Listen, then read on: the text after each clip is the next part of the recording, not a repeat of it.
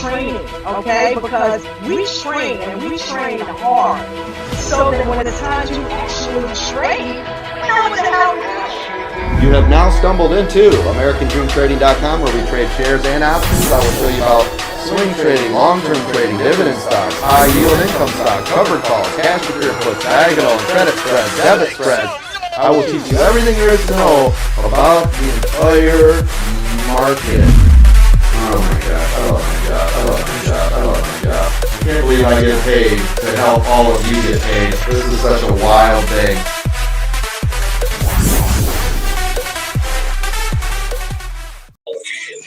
Welcome everybody to American Dream Trading's The Aftermarket live chat and watch party. I'm your host, Dawn, aka J&J Video Reacts. Let's see what's going on here. There we go. Welcome. What's going on, everybody? I see Miranda has got the link posted down in the live chat. Thank you, Miranda. As usual, you are absolutely amazing. Thank you. I had it pinned for you. All right, we got Paula at the beach. Hey, Paula, how you doing, baby girl? Miguel Lara, Steve-O! Way to go, Steve-O. I'm glad you're here, bud. John L., welcome. Welcome. Living it up. Love the name. Loving the name, living it up. American Dream Trading. You guys should know where I'm going with this. Runs on DD. Diesel Dan is in the house. Welcome, Diesel Dan. How you doing, buddy? Gilly, 35. Gilly, you're getting in here pretty regular. Welcome. How you doing? Kyle J, what's going on, man? Timo, what's going on, Timo? You're up down, man. You're up now. Carolyn, chicken wraps. What's going on, baby girl? Love it. Love that name. Guys, take a look at everything that you are doing this week, because we are on this trading psychology thing. All right, we are on it like stink on doo-doo, okay? Whatever you want to do, we are going to talk about it with regards to trading psychology. A lot of you have told me that you're enjoying the content and that it's really helping you, so I appreciate that. I'm going to continue to focus on it because I think it's a huge area of opportunity that we can all focus on and work on. Coach has given us everything else. He's given us the strategy. He's given us the edge. He gives us the tools that we need to succeed, and we're going to bring the mind game to you. So, welcome. Sit back, put the seatbelt on, get strapped in, get ready to learn some stuff. We're going to watch some of Carter's videos. Shout out to Carter. Carter is killing it. That boy is going to school and editing YouTube videos constantly. He is a very hard worker at a very young age. So shout out to you, Carter. We love the videos. We learn a lot from them. And thank you so much for putting all that work into them. They are fantastic. Make sure you go over and like Carter's videos and put a comment on them so that it can move up in the YouTube algorithm, guys. Speaking of moving up in the YouTube algorithm, don't forget, we are trying to get Coach to 10,000 subscribers by the end of the year. 10,000, gang. All we need is 973 to go. We are currently sitting at 9,027 subscribers. Give it up for yourselves. You guys have taken him over the 9,000 mark. All we got to do is count it down, baby. All we got to do is count it down. All right? So, 973 to go, and we got him there. All right, it's a piece of cake. It's a cakewalk. We can do this. We can do this. You know, we can do this. Coach got me to 1,000 subscribers in under 2 hours. So I know if we get everybody in here, we can make this thing happen. So everybody smash that like button and share the content and hit subscribe. So what is the Aftermarket Live Chat? It is a stream that has been created by traders for traders. Primarily made up of ADT members. And we created it just so we can have a place to woosah, goose fraba, come off of the stress of day trading, which is what we do. Okay, so yeah, we just want to kick back, relax, talk about our trades. If we made money, how did we do it? If we lost money, how did we do it? And let's make sure we don't do it again. All right, we focus on the strategies of a man named Chad W. Christian, who is our coach and trainer. He is the owner of American Dream Trading, and he is a 30-year stock market veteran who teaches us how to get in trades, out of trades, and everything in between. Okay, he's created over 8 millionaires and has retired over 60 people. Okay, so American Dream Trading is kicking ass. We are one of the best, if not the best, stock market educating trading, stock market education outfits there is out there. There's a lot of them out there, guys. A lot of them. All right, but you're not going to find anything like American Dream Trading. All right, the community is like no other. We are a close-knit family.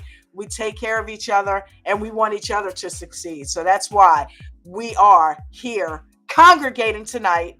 All right, so we're making sure that we continue to focus on Coach's strategies. Okay, the cool thing about Coach is he not only teaches you how to make money, but he also teaches you how to grow your portfolio on a more diversified term. He does swing trading.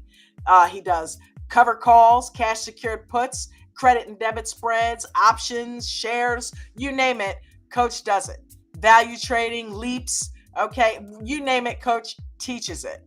Okay, so I'm telling you, join our VIP plan. It is our VIP membership. It is the absolute best thing you could do to invest in yourself and your stock market education. If you've always wanted to learn how to trade, that's where you need to go. All right, go to AmericanDreamTrading.com. The link has been pinned to the top of the chat. Click there and get the $2,500 yearly membership for the VIP. And if I'm not mistaken, he might even have a lifetime still in there. He ran a sale recently on a lifetime, which is $5,000. So you do the math. If a yearly is $2,500, he's offering you a lifetime, no more payments for $5K. Come on. You don't need to be a rocket science to figure that is a no-brainer. Okay, so get your tails on in there. Click that link that's pasted to the top of the chat and get on in there and get yourself a membership. What's included for that membership, you ask? Everything. We're gonna start it off with the commercial tonight. This is what's included with the VIP.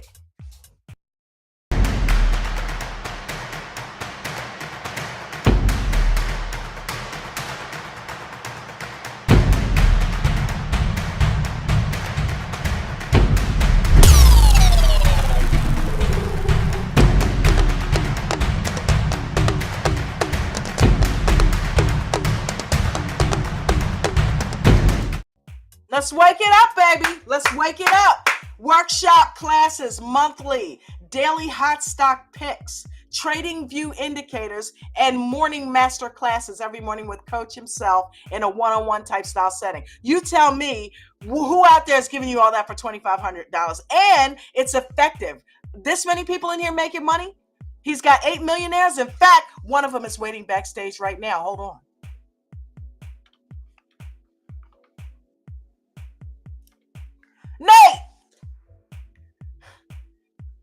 Nate? Come on, Nate. Don't leave me hanging, man. Nate, that was your cue, man. You're making me look bad. You missed your cue. What's up? Anyway, one of our millionaires is Nate, who makes a ton of money, and he lets us in on what he's doing, and he trains us in the pre-market of how he's making his millions, trading penny stocks in the pre-market. Coach's hot stock picks, man. I'm telling you, you got to get in this group. I'm telling you. Wow, what is going on? Woo! Paula at the beach. Paula at the beach with the YouTubes. Love it. Woo! VIP for the win, baby. All of the VIP members make money. When you get in the VIP, you can't help but make money. You get a master class from Coach himself every morning. You got to get into the VIP. RIP. I joined the VIP yesterday. Nice. Made what? $742 today with Coach this morning. Come on now. These are not paid texters. These are not paid live chatters, okay? None of us are paid actors. Coach gets us paid. He teaches us what to do and how to do it. Paula. Way to go. Way to go. Okay, we got a couple people back here now. We got Nate again, and we got Mark McSee. I think that's Mark McSee. No, that's Ted. No, that's Mark McSee. Either way, we're going to get him in here. What's going on, gentlemen? What's up? Damn, why did you look like you look like you threw me off because I just heard you in the after hours. I thought you were Mark McSee for a second. What's going on? I'm hopefully Bucket's in the room. He's doing some stuff. I know. Nate, what's going If on? anybody's trying to get a sympathy play on Toll Brothers, DHI is a good sympathy play. It looks like their stock's drifting up a little bit too. Toll Brothers reported today really good numbers that might even buoy the market tomorrow. Because All right. Toll Brothers is the number one luxury home builder in the country. Okay. They reported good Interesting. numbers. And a lot of their customers don't need interest rates, rates, because they pay That cash. is pretty interesting, man. Thank you. Thank you for the tip. Appreciate it. I can't wait till Bucket gets in the room. I know, right? So anyway, let's do it, guys. Let's go over what we normally go over first, and that is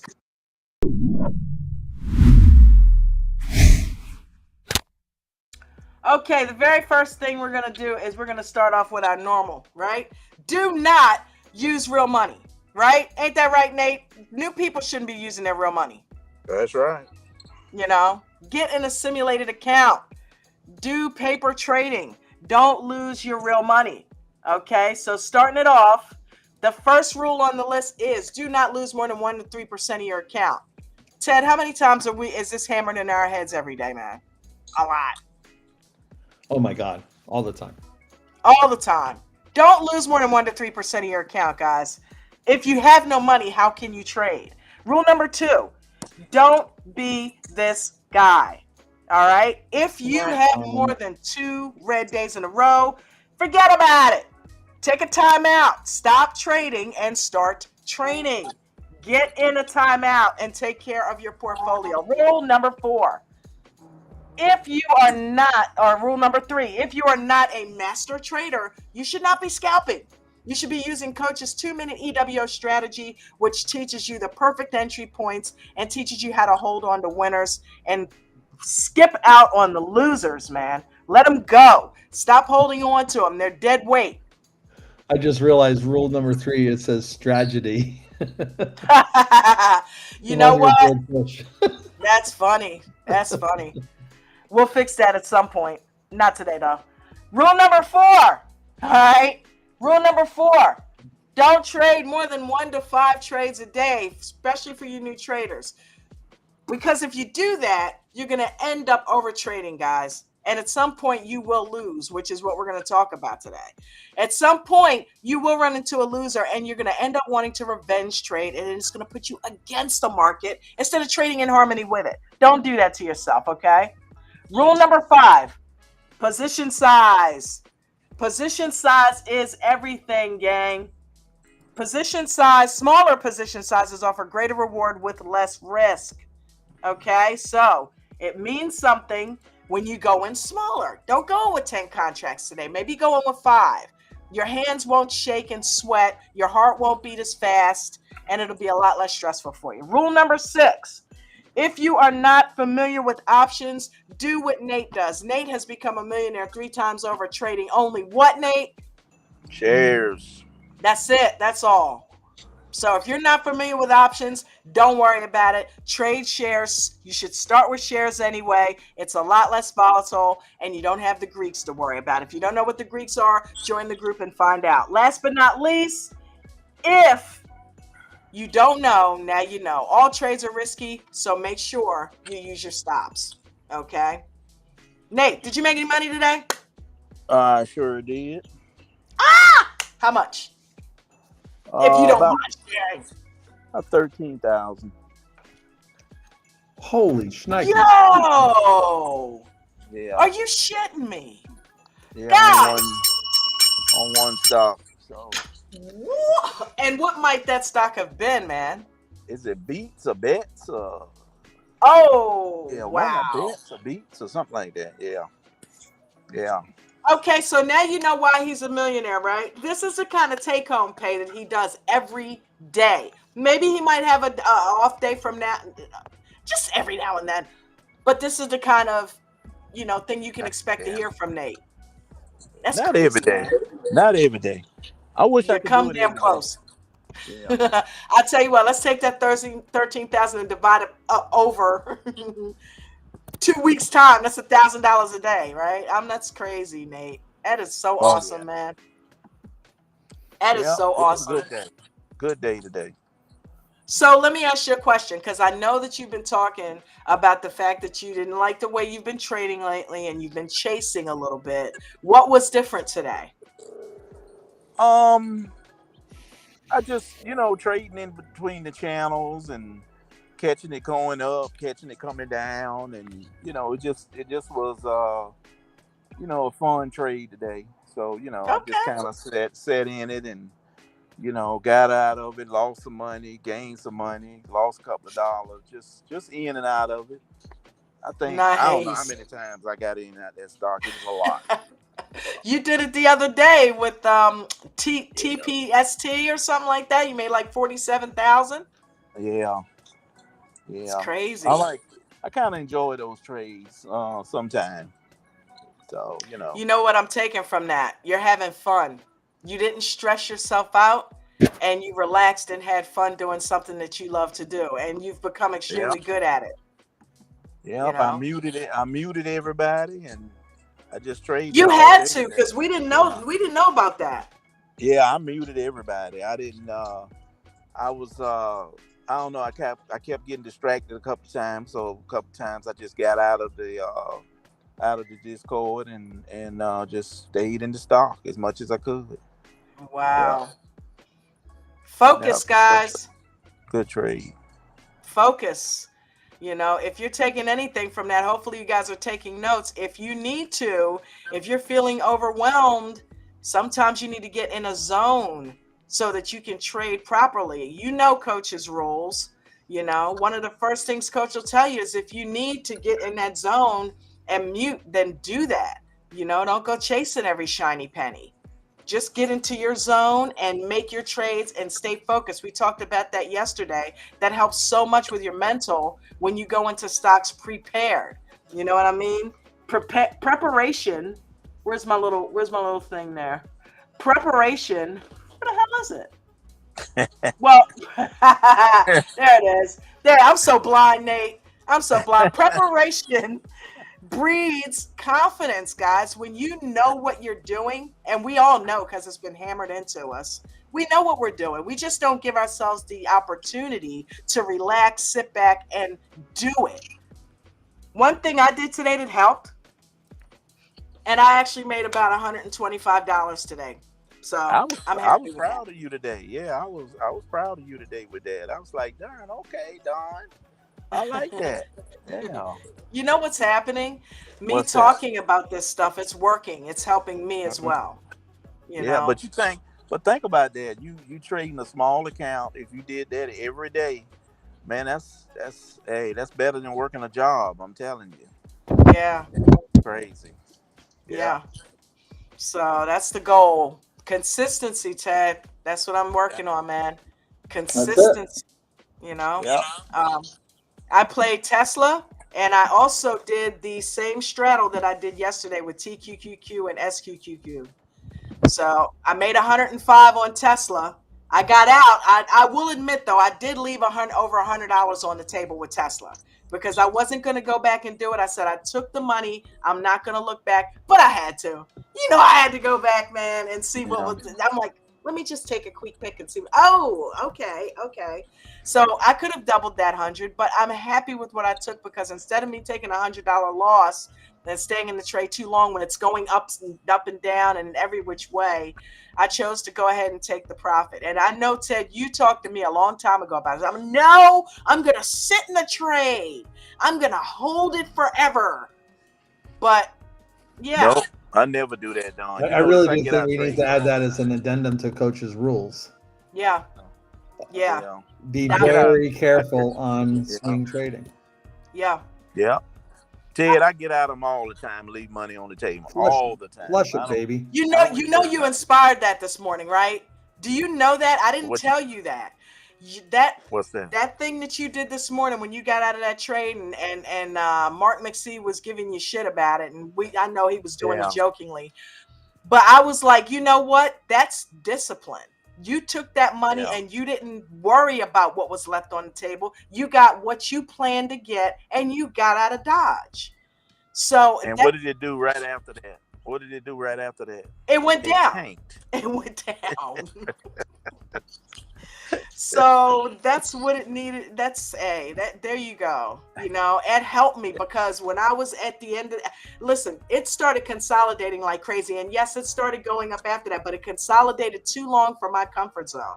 And normally when it does that, it will tank. It will begin to fall. And I always get caught up in the avalanche. I've said, I'm not doing this today. If it goes up, great. But I've got $100. Bird in the hand is better than two in the bush. I've got $100 in my hand right now if I press that button. And right now with my account, I need that 200. So take it. I didn't focus on the profit before it. But at that moment, I made a decision. I said, you know what? I'm going to take this money and I'm going to run. That's what Nate did this morning. I'm going to learn from that. I'm going to take this money. So Yeah, take it. I'm happy that I did that. You know, I'm so happy that I did that. And I made two other small trades. You know, the one on TQQ and SQQ. I only made about $10 a piece on both of them, but I'm playing with that strategy with them. So I'm doing small amounts and just testing that, you know. So it's working out. It's working out. Yeah. It takes time. You're gonna get there. You know, it's one of them things you have to learn what works for you, and you know, sometimes I have to mute everybody or get off the line, period. And Yeah. but everybody know what I like to trade anyway. I mean, Ted, when he sees a stock, he'll say, Nate, this is the one Nate wants to look at. And 9 out of Yeah. 10 times, if it's for me, I'll be in it anyway. So Yeah. Yeah. but yeah, so I like to trade like that. So sometimes I have to get offline just Yeah. to trade like that. Just Yeah. to focus. Hey, Nate, Yeah. Bucket and I were playing, and we've been doing this periodically during earnings season. I was wondering, do you ever play off of like earnings news? No, I don't even look at stocks with earnings, to be honest with you. Is that right? You know, I like to trade. Yeah, I like to trade off of FDA stuff and medical, you know, that kind of stuff. So what's really kind of cool is the stock can be really volatile because earnings is like a news event, right? Right. And the stock can get very volatile just before the news comes out, even when the news comes out, and you'll have this big long wicks on both sides. So I was thinking that that could be a good opportunity to do the Nate, you know, wait in the weeds, maybe put in a ridiculously low offer. You feel like it's a stock that's worth it, you know, Right. the trade on, Right. and let maybe that volatility come to you and then pull it up. And it kind of worked today a little bit with Toll Brothers. I was able to get in that way with Toll Brothers while they're waiting for the news to come in. Right. Right. Yeah, I just I don't know. It's I don't know, when you have days like I have, sometimes it's hard to pull away to do anything new. Yeah, why change? I mean, geez, Because, you got a great system. Yeah. If it ain't broke, I just don't hate fix it. Yeah. Yeah. I really do want to learn some new stuff, but I can't dumb down enough to get it down to where I could do it, you know? So what I got to do is I've got to get the courage to make bigger bets, right? I'm pretty consistent, but I'll only bet like $2,000 or $3,000 in any given options trade. Right. And I know in my heart that I could add a zero to that and do really, really well, but I'm not there yet. Right. I get the courage to do that, and that's where, you know, your shares it's still a really big bet, but I don't know. But Mark, walk me through how you summon up the courage, because look, even a 10% hit on, you know, $30,000 worth of anything is a pretty big hit. It is. I've been hit. I've been hit before, and every time I take a hit, I learn something from it. I don't like it. I think I react worse to the smaller losses than I do to the bigger losses. Mm-hmm. And Why I don't is know that? why it's like that. I don't know, Dawn. I'm noticing that about myself I've because noticed it a lot too. of times, You will bitch about a $30 loss more than you will a $1,700 loss. You let that run right off your shoulders yesterday or the other day. But the $30 loss or it was like 130 or something, that bothered you to no end. You all right? yeah, I'm here. Can you hear me? Yes, we can. Can you hear Okay. us? Yeah, I noticed. Yeah, I can hear you. Yeah, I noticed that I just react differently on the smaller losses than I do the big losses, and Yeah. I don't know why. I just do, but I'm used to taking a loss. $1,000 or more. It don't really bother me, but Mm-hmm. I just like to trade like that. I really do. I really like to trade like that. Well, that's awesome. Ted, let me ask you a question. Why do you think it is that you don't really, I mean, because I listen to you, you sound just as good as anybody that we've had in the group. What do you think keeps you from maybe making a bigger play? Is it the position size? You don't want to risk it? Yeah, and it's just I think I got too comfortable, right? I mean, Okay. I made $56,000 over the last month. I was just reporting that into the profit and loss, and I was like, okay. Nice. That's Um, amazing. Yeah, yeah, Let's get Ted the Bell on if, that, gang. yeah. 56K in a if you month. Come take on that over now. a year, that's going to be a pretty good income for me. Yeah. I So mean, Yeah. on a year. Some I, I, people I are went, yeah, proud to make that in a year.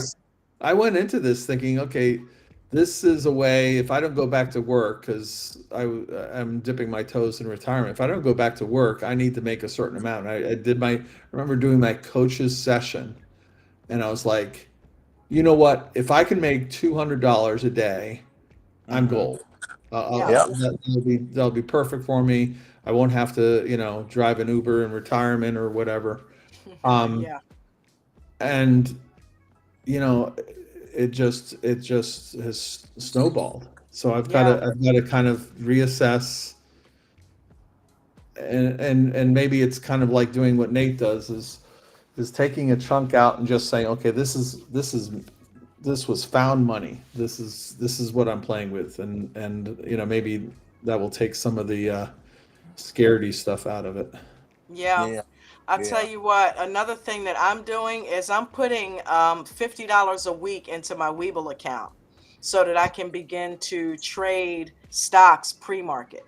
Um, the reason I'm doing that is because I want to transition over into stocks, but right now I'm in a situation where the 2-day lag is not something that I can do, Right. because because of my account size. So I have to take a portion of what I'm bringing in on a weekly basis that I can afford to say, okay, I would normally piss this away. And right now I'm on a grape, second day on my grape fast, by the way. I would normally piss this away on DoorDash in a week's time. You know what I mean? So Yeah. instead of me doing that, let me put it over into Weeble and let that build up for a couple weeks. And Yeah. then begin to go and trade shares in the morning because Robinhood doesn't let you do it until 7 o'clock. I'm missing 3 hours worth of trading, Well, you know? that's what I did as well. So I now have I have a cash account with Webull. I put $2,000 in there. dollars in there. Whoa, whoa, whoa, whoa, whoa, whoa, whoa, whoa. Christina, let's Christina, get in let's the get in the room. room. Yeah. But you know what though, Ted? Um, I think about a lot of the way I trade. I do trade a little reckless at times, but What the What the hell? hell? I mean, How's that How's that possible? possible? Did you hear Can you that? hear that? what Yes. is Yes. that? Okay, I Okay, took I her took her out. How out. are we How are still we still hearing that? hearing that? Oh, Oh, I thought I it was thought it was Christina. Christina. Wasn't in Wasn't the. in the. But that's But what I that's what I mean. mean. Can you hear me, Dawn? Yeah. Yeah. Okay. Well, she was there. She disappeared. There's No, no I echo took her out of the on room. Nate. Echo. What the hell? Echo. Mark, can you speak? Mark is on. Mark's not Okay. muted. Okay. Okay, Nate, that's on you. Oh, No, what am I I doing? think because when Nate speaks, there's an echo. My phone is echoing. Yeah, there's an echo in there. Oh. It's always But you know what happened? Wait a minute, hold on. Okay, so Nate, if you go out and come back in, then that fixed that the other day. So yeah.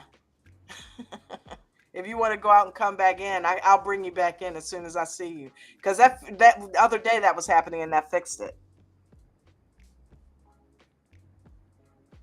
So Diesel's in the same boat. He only risks 2 to 3K per trade. Only 2,000 to 3,000 per trade. Yeah. So I'm gonna psychologically bump that up. I'm gonna say, okay, now it's 4 to 5K per trade, and Well, you hear David say that. David is, he obviously knows what he's doing, but he's another one that won't go. But he just recently started upping his position size. yeah, that's what I've got to start considering. Yeah. Let's see. There's Bob. Bob's in the same car as Bucket, I think. No. What's up, Mark McC? Hold on, I got Mark muted. Hey, Mark McC, what's going on, Mark? Hey. How are you, my brother? Good. How'd you do with your Apple calls you held, Bucket? You held accidentally overnight. Oh, I only made 1,350%. I posted. Woo! I forgot to post in the profits and loss today. I got to do that. Wow, Bucket, killing it. Hey, you are killing it, man. Yeah, it went. Today was I know last week that day Nate made the big money and I did quite well. That has to be the best day. This has to be the second best day. But I want to tell you, I used Nate's strategy of waiting in the weeds to get my VIP lifetime. Booyah! Got it for 3,500. Woo! Way to go, Bucket. I had my limit order in there. I had my limit order, and it came down to it today. So that was a great deal.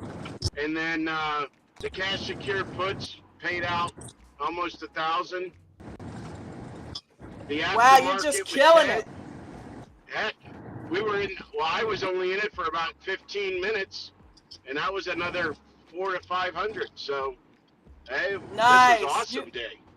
You're making money hand over fist. They're still going up. Sentinel's up to 15% now. I'm sorry, I'm cutting in and out.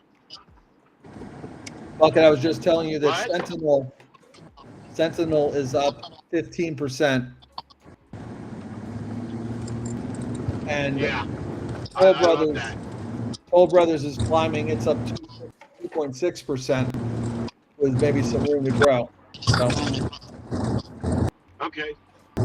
Well, Ted, that MDB was just to get in on that drop and then immediately be in the green was outstanding. So I want to thank you for your quick analysis. That was awesome. That was just awesome. I think that would be a good one to watch tomorrow too. Yep. Keep your eye on it tomorrow because it's down 4.31% now. Okay. You guys in your cars are killing us. So yeah. So Dawn, I mean, today day trading went well. Just the normal. I didn't actually. This is odd. I only think I did one contract today. The rest was all stuck. Really? Okay, the cash secured puts are contracts. But I mean, in the day trading account, I think I did one option, and the rest of the money today was all stocks. You know, a Wow. little bit of the pre-market, post-market, and then Yeah. I did the Soxel run. I wanted to do your TQQ, whatever, but I totally forgot about it. Oh, the straddle thing? What happened? Did we lose him? Bob had, I don't know, Bob was blocking the sun out of his eyes or he had his hand raised. I think he was blocking the sun. Oh, he Okay. has his Yeah, hand he up. does have his hand up in the air. Hey, what up? No, I just didn't know. Do I just blurt out, or it's my first time here? Do I just talk, or how do we? Yeah, sure. Yeah, Yeah, sure. How are you? What's your name? I'm Bob. Okay. Hey, Bob. Buddy Good to I'm meet Buddy you. Bob on the ADT. Okay. Welcome. Couple Welcome. things in there. Someone said How you doing? the people in the car were killing you. I'm gonna stop up here at the store, and I'll get back to you. How's that? So I want to. That'd be good. Have the Sounds good. That Give me, sounds good. 4 minutes. Okay, that's fine. Okay. Just as long as you aren't Zulu Bob. No, just kidding. Zulu Jones Bob. today. I Zulu have a Bob. bad internet connection. I'm in the Matrix. Are you? Yeah. Well, Nate is in the Matrix because Natrix just dropped off. I don't know if it's, you guys aren't having any lag problems, are you, on your end? No. I did not. I actually I'm hearing everybody In real time, pretty much. in real time. Okay. Okay.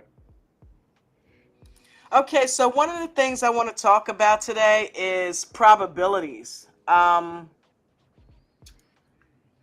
see. One of the things I think that hurt us in terms of when we go into trades, we got to remember, guys, to think in terms of probabilities. Not all trades are going to end up winners. Not all trades are going to end up losers. Greed, I think, makes us think that all trades are going to be winners, and fear feeds into the fact that I'm going to lose if I get into this trade. And you got to remember, nothing is guaranteed. Nothing is definite. So you got to go into each trade knowing that you've learned what you needed to learn from coach. Hopefully you've got journaling happening so that you're looking into what worked for you before and what made you lose before, so that you can make those probabilities work in your favor. Chances are David did it. He back tested Apple 87 times in that first video that we heard. Okay, he went with probabilities. He did the same thing each time the same way. That helps. Stop veering off and going into the 2-minute EWO. Oh, I think I'm going to get in early this time. No, if you're not waiting for the second candle, then you're not doing it right. You're scalping. If you're not holding it until the end, if you're a brand new trader and you're not proficient at just jumping out, then hold it to the end. Most likely, probably, you're going to end up green if it works out. You're going to cut down the wrong probabilities if you learn support and resistance and learn how to use the L2. So remember to think in terms of probabilities. Nothing is guaranteed. It's not guaranteed that you're going to lose just because you had, a losing trade the time before. Coach talks about it all the time. When you go into each EWO is different. And you never know when you're going to get that runner. So go into all of them if you can afford to do that. If you have a small account, go into a smaller stock like Soxel, so you can afford to get more than one contract. So that's all I wanted to mention today to help us with our trading psychology. Think in terms of probabilities, and remember, don't forget to use risk management. Okay, determine what you want to do. What do you want to make? Determine what you're comfortable losing. Set your stop losses, right? Don't let green trades go red. And last but not least, just like today, Nate took some profit. I took to take some damn profit, man. Take some profit off the table and put it into your account and save it up and do what Coach said. Go buy yourself something real nice. Would anybody agree with anything I said today? Yep, that's good. No, that's great. I would just add, don't let I think probabilities are a great way to look at how much you're going to risk, right? To do base hits kind of approach, right? Make sure Yes. that you've got, you should assume that you're going to lose that entire investment. I mean, get that into your head, and then Yes. that way you make the right size bet, whatever that is for you in your situation. That being said, don't take probabilities too far, right? Because that's the Fibonacci stuff, and Fibonacci is a lie because you could get out a lot earlier if you played a Fibonacci trade, right? Which is kind of probabilistic. It basically says that most stocks you are going to get a profit between 40 and 50% or whatever the number is. That's not true. and that's what coach kind of rails against, is because if you're in a good trade and TradingView is showing you that it's in a good trade, don't listen to Fibonacci or these other kind of probabilistic guesstimators. Listen to what you see on the screen. Believe your own eyes. So that's a side of the probability that I would say we just want to put an asterisk on. Mm-hmm. Okay. Well, the way that I presented it was, don't assume No, anything is a winner. you presented exactly. We don't do Fibonacci stuff here, Ted. We're not. We're not Fibonacci. That's right. We ain't Fibonacci people. Although, let me ask Rex. Oh my God. Oh, and dude, he was on fire this morning. He came in with good morning from Rhode Island. That was awesome, though. Oh my God. Were you in the pre-market when he did that? No, I didn't. I didn't do pre-market today. I connected at 5, but I wasn't there earlier. He came in the pre-market good morning because he apparently had issues with his computer, and that's why he hasn't been there. So yeah, he said he missed us. That was really cool. All right, we got Mark. Mark's back. Hey, Bob, now you have a question, right? Yeah, I'm done driving. I'm sitting outside the parking lot here. It's like What's your question? A trade review. I brought it up during the power hour. They said just go to the after hour. The stock is AMD, but that's neither here nor there. They were trying to make it into an AMD thing, but what it was, I bought in about $2.20, right? I bought 2 options, $2.20. Put a stop loss at $2.15. I was in the middle of something. I could afford to lose that $10. I'm getting out of my rogue. I was the guy who would buy SPY when I looked at my phone because it looked like it was going up. I get rid of all my bad habits. I think today was good. Yeah. So what I did, bought it. Okay, then it starts going up. I moved my stop loss past where I bought it, like 223 or something like that. It kept going up, goes to 230. I look at it later. I took the dog for a walk, moved it up, and then it came back down, and I guess the worst, it got stopped out, but that's where it came back down to where I thought it was going down, which it did continue to go down. Got out, I made $14, right? So, and then it went back up, and I know I left money on the table. If I watched it more, I could have, but is that like the basic trade right there? And just that I only made $14, it's still a winning trade. I guess I would have made more if I put more into it. Absolutely. Is that the theory? Don't let a trade go red. That's right. Absolutely. You handled it properly. You got in, you put your stop just above what you paid so that you're not, you're basically in a free trade. And then once it moved appropriately, you moved it up so that you took some profit. You know what I mean? And you can't worry about the stuff that you left on the table. That wasn't for you. Okay. Next time you might make a lot more. So I would do SPX at 12:30. Well, I'm on the East Coast, West Coast here. So I do it right before the bell, playing SPX real quick. I've been lucky. I got rewarded for bad habits, but sometimes you put that in, and I didn't have enough time to put in a stop loss because it moves so quick.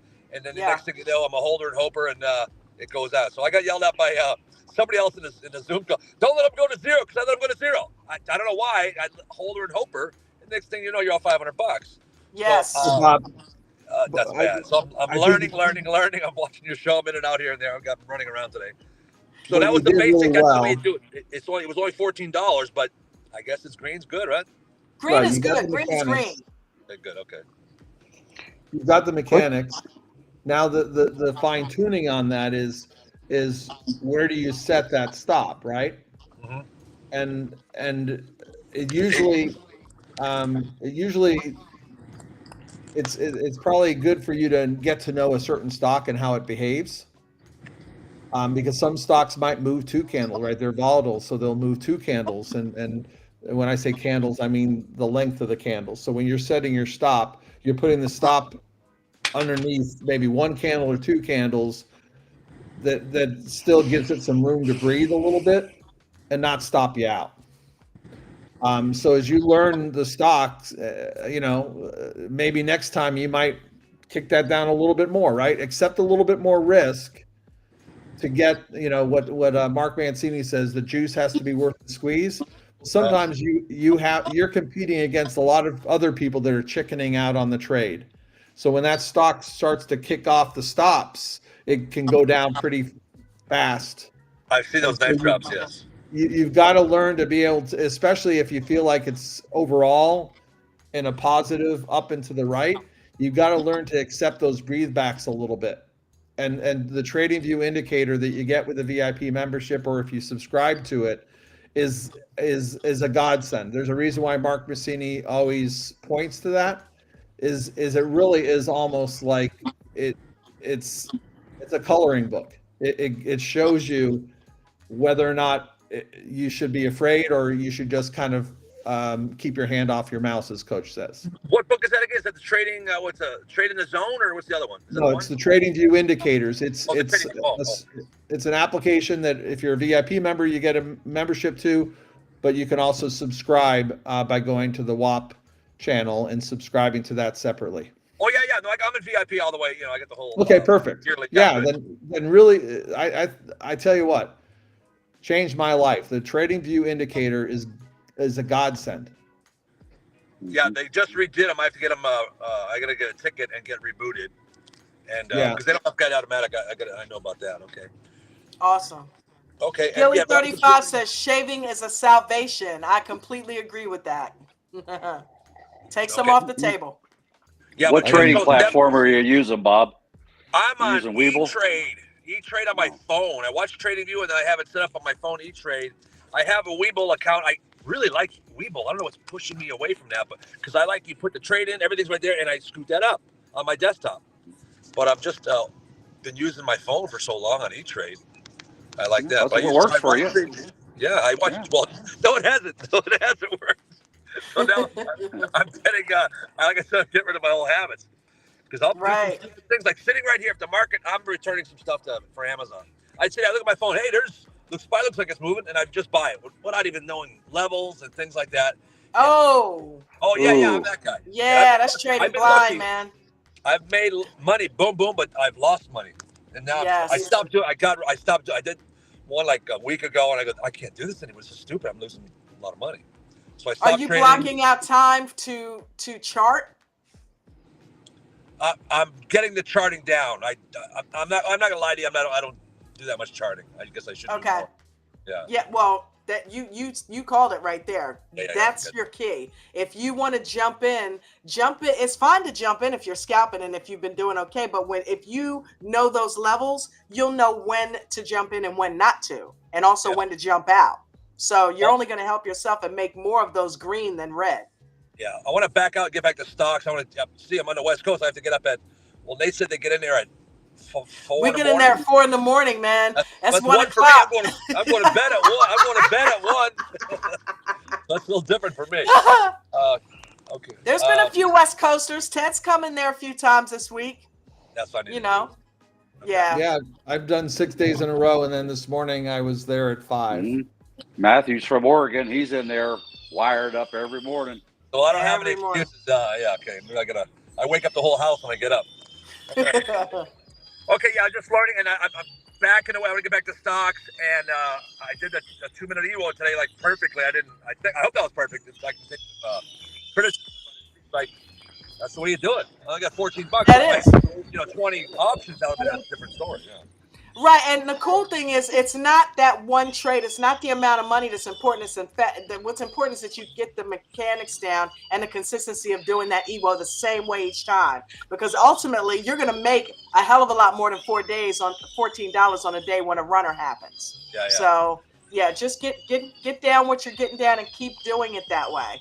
And one day you'll find that you're having to keep moving that stop because it keeps on going. So getting in is key. Did someone step on a bird or what happened?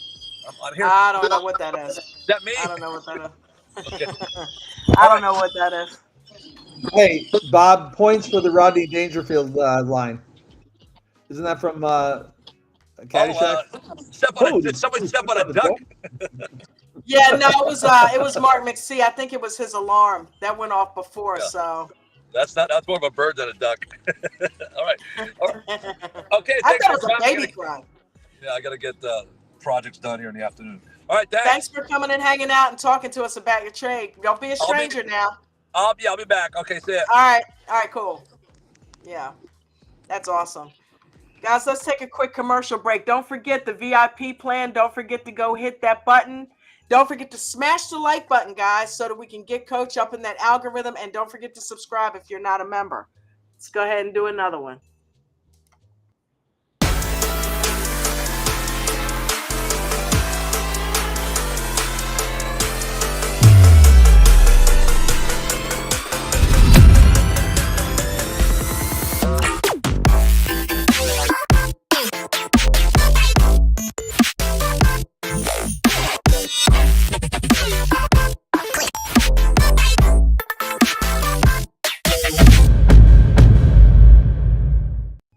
Make sure you guys click the link that's pinned to the top of the chat. That is for AmericanDreamTrading.com. Go ahead and get yourself something real nice. Get set up.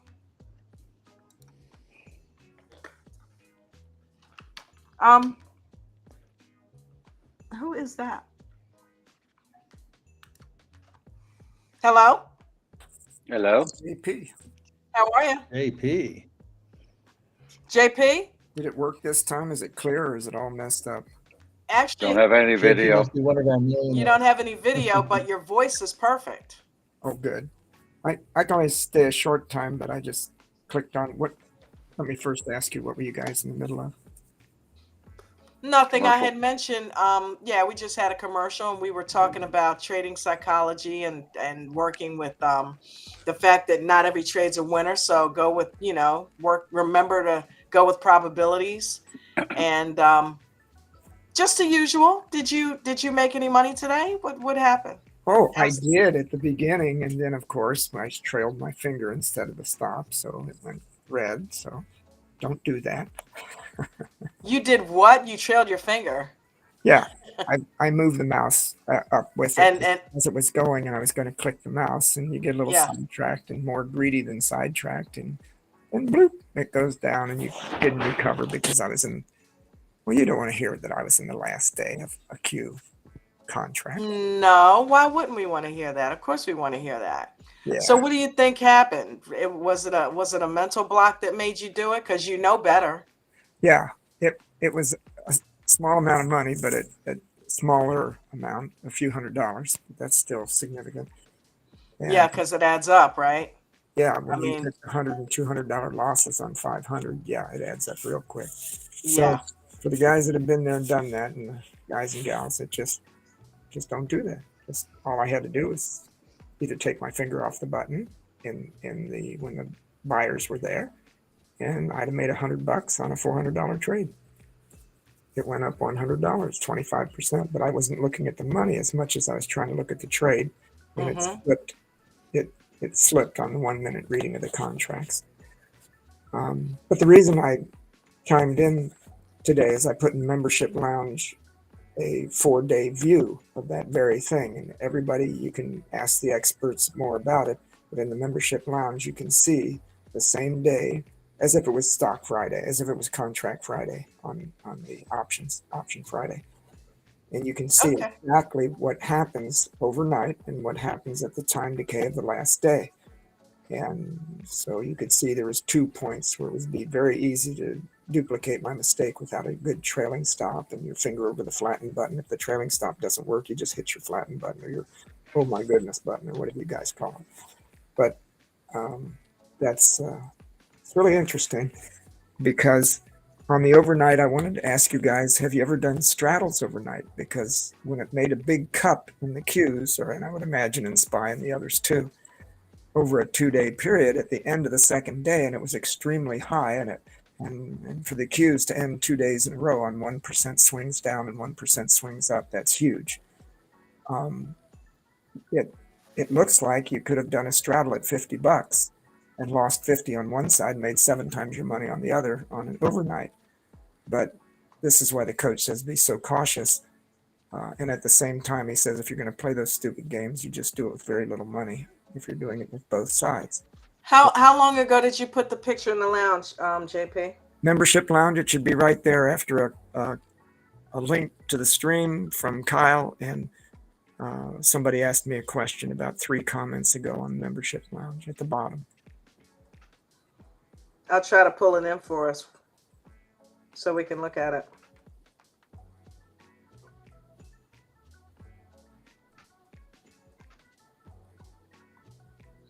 Okay, I think I found it. Yep, I found it. You can just tap it and blow it up and look at it.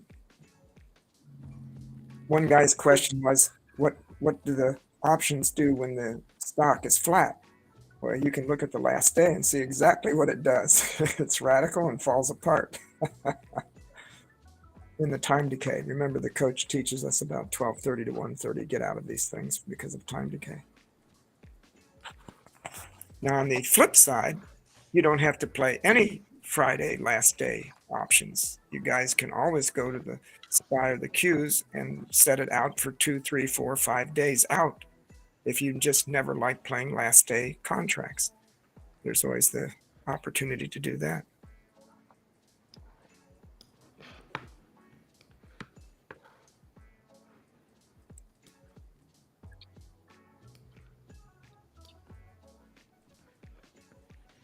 Can you still hear me? Because I can't read that guy's sign language. There, how about now? Okay, is that it, JP? Yep. And if you blow up the last day, Don, that answers that gentleman's question about the what happens when the issue's flat. It actually won't allow me to do that. Oh, okay. Yeah. Well, I'm sure people can see it. The purple is the Qs, and the candles are the option. Don't look at the 2-minute EWO. I explained that that's just always up there on my chart. So it made the option under the 2-minute EWO. And the coach says, don't go by your 2-minute EWOs when you're looking at contracts. Just look at those alongside of the stocks, by the way. So that's not a good picture on that side. But the purple Wait a line, minute, what now? Don't look at too many EWO when you're doing contracts. when you're looking at the contract, you want to always have your eye on the stock. And that's Okay. I see what you're saying. That's Yeah, where the yeah. coach wants us to look at 1 and 2-minute EWOs if you're scalping or if you're hanging in there. You mean look at the candles? Now the candles in this case are the 386 put.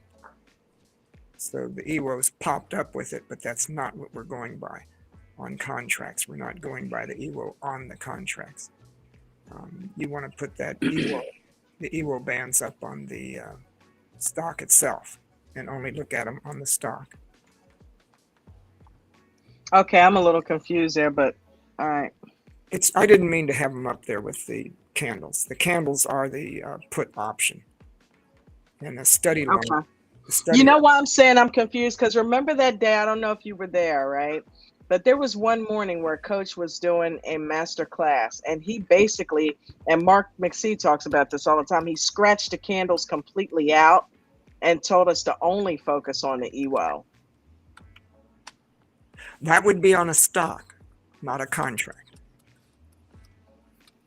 No, that was on. He's got a video on it. Even he just did it as an example. Yeah, I'm pretty sure it was on options. It was. There's a video on it. He said not to look at the candles on the option contract. He was just proving a point that you could trade EWO with only looking at the EWO. With only looking at the bars, yeah. Whoa. Right. That was the point. Sure that's how good it is. Where he had the EWO on the option contract and not the stock itself. I'm in the matrix, I think. Huh. I don't know. Well, but you can double check that and make it clear. Yeah. Later on. But right there. I trade on the. I always look at the. I always have the option chart up that I'm in, and then I have the actual stock chart on the other screen. So I am looking at both. I'm looking at the option chart plus the stock chart. Yeah. Just so I know. And I you don't need the option chart. On the stock chart. Yes. Yeah, I don't look at the EWO on the option chart. I look at the EWO on the stock chart. Yes. That's what you were trying to say, right? Yeah, Right. I get it. That's what the coach sort of said. Yeah. But the gentleman- Coach don't even use the option chart at all when he's buying options. He never does. That would drive me crazy. I'm just so used to doing the option chart and looking at it, you know, where my position's at. But the option chart really don't mean anything historically because it only deals with that option at that time. So there's really no reason to look at the option chart. But I'm sorry, I still got to look at it. But I do watch the stock chart because that's where I have all my, in my trading view, I have all my support and resistance lines drawn. So I'm watching that. I don't clutter up my Weeble with all those lines. You can see those spikes, Dawn. That's Mm-hmm. where I got in a little too late, and if I can even say this, only made 25% on that spike, but it was too late when I didn't make my move. And then I waited again and I made like 10 or 15%, and everybody, you know, that's huge. I mean, I know we just heard of a 1,300% one from Bucket today. He played $37 and pulled out $500 profit, so that was cool. Yeah. And what's going on with my internet? Jeez. Well, when I get on, sometimes everybody says it's scratchy or goes matrix kind of. No, yours is fine tonight. Okay. Because you guys sounded a little scratchy to me, but I can make out everything. Cool. Well, thank you for sharing that with us, JP. Yeah, and you can see the guy was asking what happens when the stock is kind of flat. Well, you can look at that option line, and sure enough, right after 12:30 to 1:30, see how it falls off because it wasn't getting near the 386 strike. It was staying closer to heading to 387. And I was in the put option, not the call. So you see the put option fails if you pick the wrong one. Got you. Okay. Wow. You can explain the rest, Don. Yeah, okay. Well, thank you. That was awesome. Always a good lesson. So, you know what I'm going to do? I'm chomping at the bit because I see an order book training video that Carter has put up for us. And we all know that the order book is another way of saying L2. So how about we look at that real quick? Yeah. Okay, and after that, I'm going to scoot. All right, baby. Thank you so much for coming in here. Huh? I might have to bail. I keep getting into the matrix. I don't know what's going on with my internet connection. Well, you can restart and come back in after I leave. I did that already once. That's because TJ's hacking your system. Oh, okay. Fuck it. You're so crazy. TJ, are you doing that? Is he even in here? Oh, yeah, he's here. He's always you here. Gonna let him say that, TJ? He's a lurker. He's hacking. All right, order book training. Okay, let's do it. If we start to look at the average amount of the size of the shares, which is in this column to buy, and of course this column to sell, but I'm looking at right here in the buyers. You see how there's 200, 400, 100, 2,000, 1,000, 100, 400. So when I looked at this earlier, I told you guys it could support around 100 to 300 safely, right? That you'd be able to get in and out of, because look at it. If I bought in 1,000, I'm going to have a harder time trying to sell that than if I have 100 to 300, right? Yep. Now there's your pop above 18 again, right? Wow. Thank you. See ya. Have a good one, JP. Okay. So, did I cut out? Did you hear everything, Mark? I know you asked a question, and that's when I went into the matrix. Well, it's hard to say because I've been popping in and out of the matrix here at my house. I don't know what's going on. It seems all right now. So, yeah, Elon must have been shifting some satellites around because normally they don't have any issue. Oh, that's right. You're on Starlink. Yeah. Yeah, no, those Apple calls from yesterday that I got nervous about obviously did okay, as we talked about earlier, which is interesting. But, you can't hope for those. That was a lucky mistake, right? So, yeah. We were all excited for you this morning in the pre-market because, man, we saw it shooting up. It was like, holy cow. At first it went down, and we're like, oh, he's got to be ticked off. You were still ahead of the game when it was going down, but then it shot up. I'm like, holy cow, where's Bucket at? And then that's about the time, too, that he was at the gas station. Chimed in. Yeah, so so when the market closed last night, it finished plus 11% on those, whatever it was, $16 contracts, $6 contracts, whatever. I haven't even looked at the number. I should. And as soon as the market opened, about 2 minutes in, so they could equalize or do whatever, it went from 11% to 180%. And I was like, oh, well, there you go. That's nice. But it wasn't, a tremendous amount of money because there wasn't a whole lot of share. I bought so far out of the money. And then Apple went on the run this morning like Tesla, and it kept going and going and going. And I'm like, okay. So I just started moving my stop up, right? And then I let it go for a while, and it hovered around plus 300, then 400, then 700, then 900, then 1,000. Then it dipped down to 600. And I was like, well, I really don't care. So I sold one of them at like 900, one of them at 1,000, and then the last one I let run to the 1350 I posted. I was like, okay, that was fun. So they were just way out of the money? Though. Okay, so yesterday, what ended up happening is yesterday Apple was on a down day, right? Yeah. But around 11 a.m. was the reversal for the day. And what I did is I just said, you know what? Let me buy some out of the money. I mean, they were 6 or 8 cents. I don't remember the exact price. Under 10 cents a contract. And I said, I'll just buy 3. Actually, it was a total of $40. So divided $13. There it was, 13 a contract.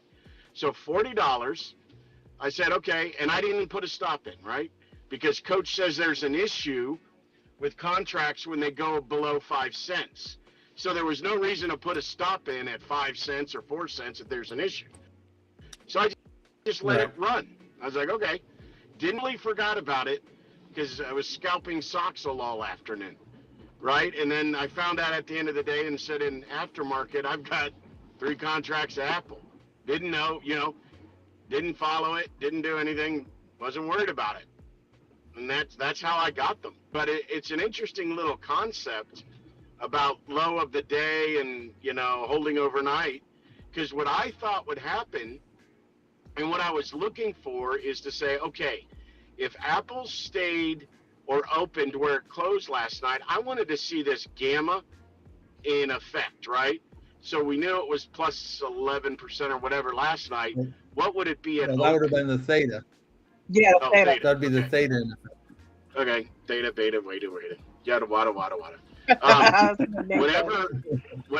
Whatever it is, I wanted to see what would happen, but I couldn't because Apple basically just went on the diving board on the high dive and jumped up. I was like, oh, well, there it goes. So yeah, that was a very fortunate mistake, but it did. And what you did was this right here. Staying in. Look what you did. You did that too. On top of it, you traded with money that you were basically willing to lose, just to test it out. That's awesome. Right. And if you had a lot of money, you probably would have found a way to get out of it. Yeah. Right. If it was a lot of money, exactly, it wouldn't slip your mind. Absolutely. There's no way he'd have been keeping a close eye. He'd have been keeping a close eye on that. But you know what you do. You're in the That's matrix. the perfect example of small position sizes offering a great reward and so little risk. He risked $40, guys. Well, it also is a great example of a very advanced topic, and that's trading. Further down in out of the money, higher risk, right? Because in that world, the likelihood that you're gonna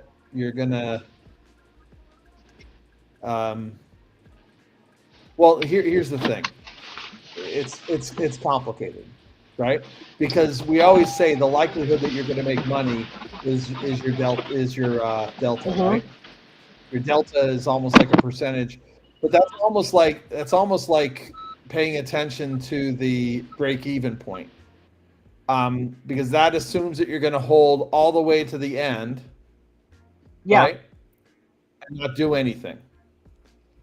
But that doesn't take into account that if the stock goes up, that your particular 5 cent option could suddenly be worth 40 cents, which isn't that big of a jump if you're just looking at 5 to 40 cents, but percentage wise, holy cow. Yeah, it's huge. And if you've got a ton of contracts, then and if you have a ton of contracts, and that's the thing, is what happens is people start to gamble more and Yeah. more, and unfortunately that's especially on a swing trade overnight, that is playing with matches. yeah, definitely. But I'm glad it worked I out for am Bucket. Yeah. It's amazing how we get excited for our other members, even though we're not trading. Oh, or we not, should. you know, we get just like the pre-market. We cheer each other on. I don't trade, but I love giving people the news or, you know, what's going on, the text on it, and I don't even trade. And I was like, it's just fun. The market is abundant, Yeah, isn't it? it's fun. It is. It really is. And Mark, There's no scarcity. There's money to be made. yes, Mark, you're Cheer such a everybody on huge who part makes of the money. pre-market, and it's like, you know what I mean? I'm so glad that you're in there, because a lot of times, and I heard somebody say that you and Nate were like, you know, Ed McMahon and Johnny Carson, you know what I mean? And well, the Lucy and Ricky, thank God they switched it to McMahon and Carson. But you're like, you know, two things that make the pre-market what it is. You know, we're watching Nate, you're calling the plays, and Nate's playing them and making the money, and we're all in there learning in the process. And then on top of it, you're there to answer questions for everybody. So yeah, you're awesome, dude. And maybe Stop Mark beating should on be me, made a co-host. Well, and Don, you're there in the co-host. Yep, Huh? she's there. seat She's there. there 4 a.m.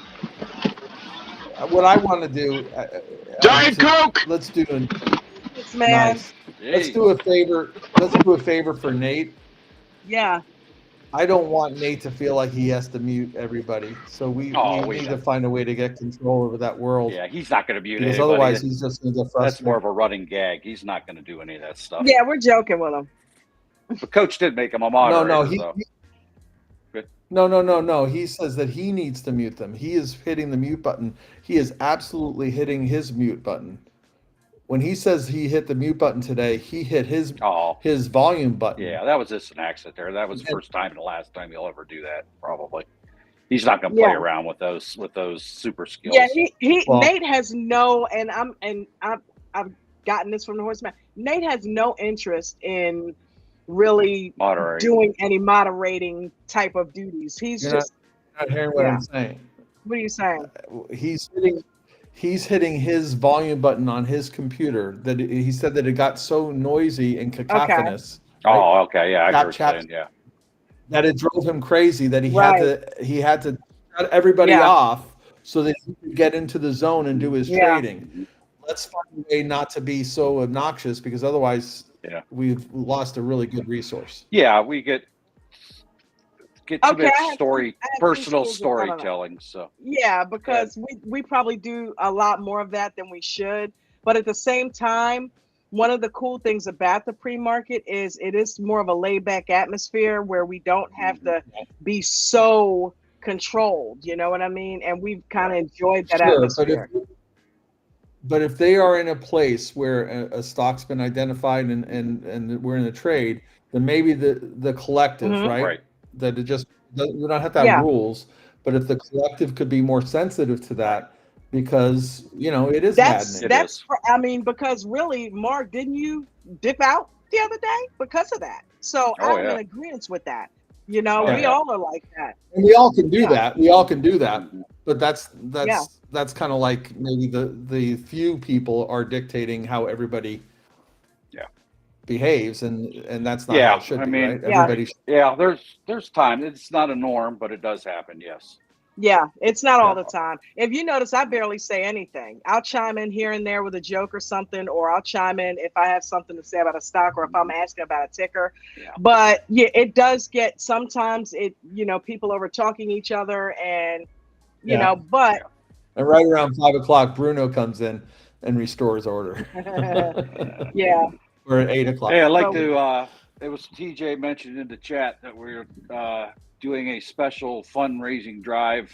We want to bless a certain member with a right, lifetime right. membership, an annual VIP membership.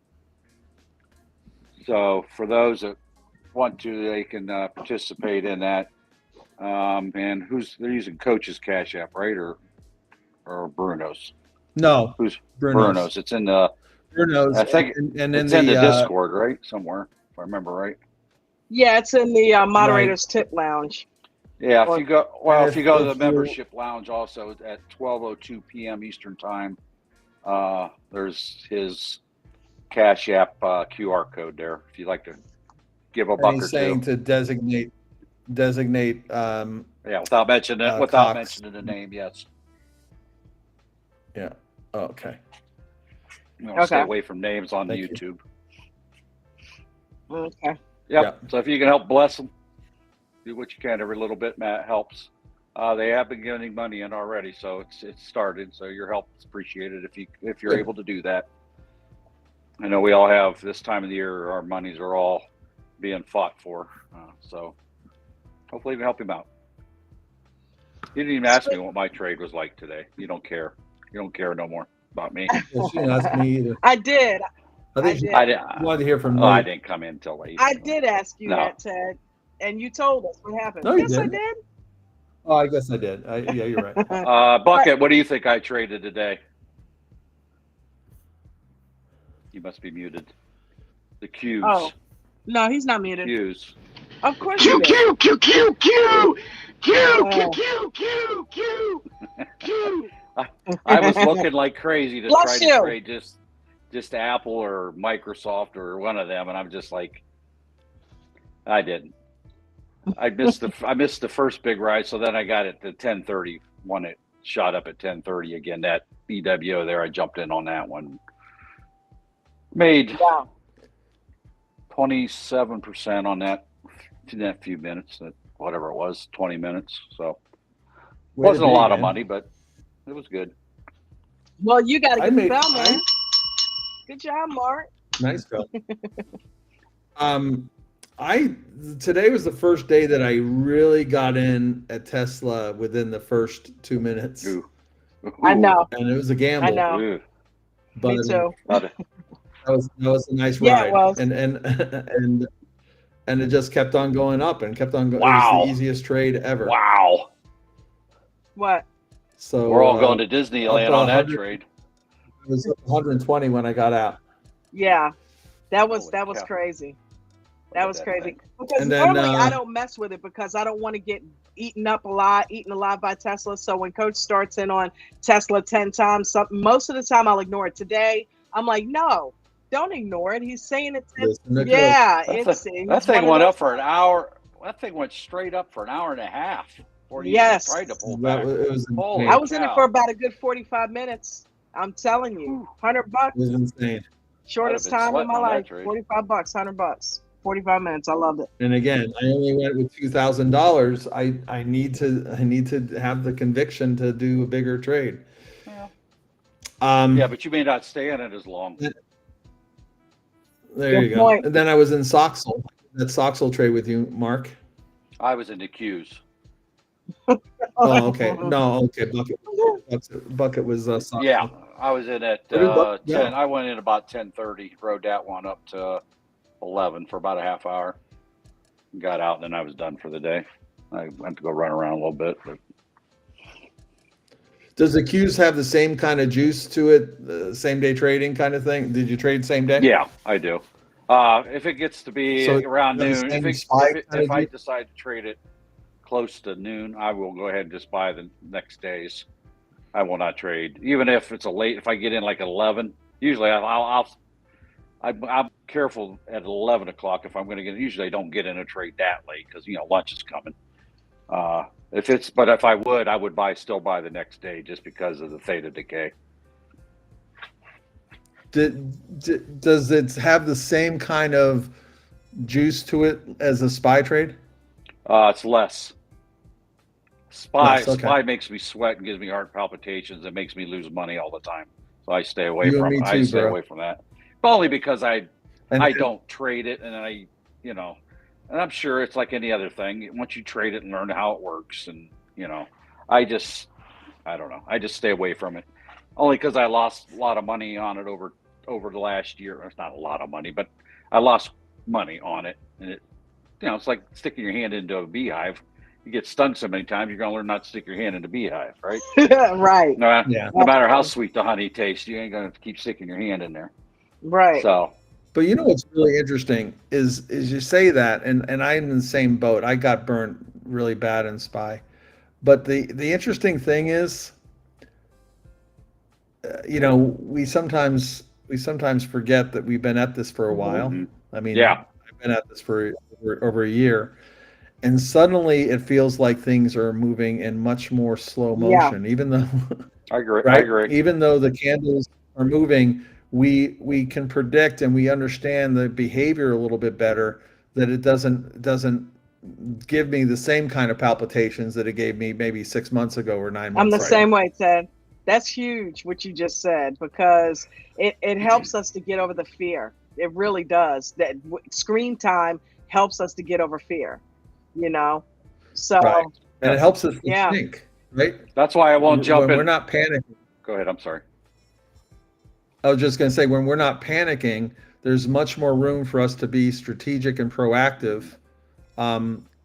Sometimes I don't know about you, but sometimes I can get paralyzed.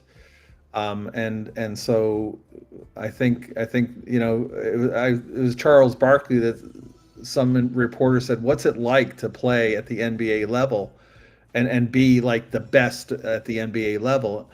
And I'm not saying that we're anywhere near that, but I love what he said. He said it's like everybody else is moving in slow motion. That's what he said, that it felt like to be Charles Barkley at the top of his game.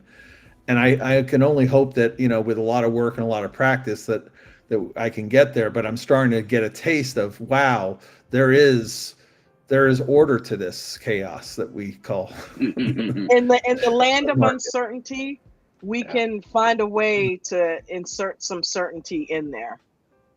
Yeah. Now we're always going to get hammered on, news or the Fed or whatever, but short of that, it's become a lot more fun. It's funny that you said that. Sorry, Mark, what you were going to say? No, I was just going to say real quick to that point. That's why I jumped in Tesla today. There was no fear, dude. And I don't know if it's the training or what, but there was no fear. I saw it. I saw the candles and I said, okay, wait a minute. Apparently it already broke its critical level. It started, I got in. I let go of the fear. I'm like, you know what you're doing. And you also know that you have the power to cut it if it starts going the other way. So, yeah, that worked out. Exactly. And the other, I guess the other thing on that is you kind of know, right? If you've been watching Tesla for the last few days, there gets to be, and I've called this coiled spring.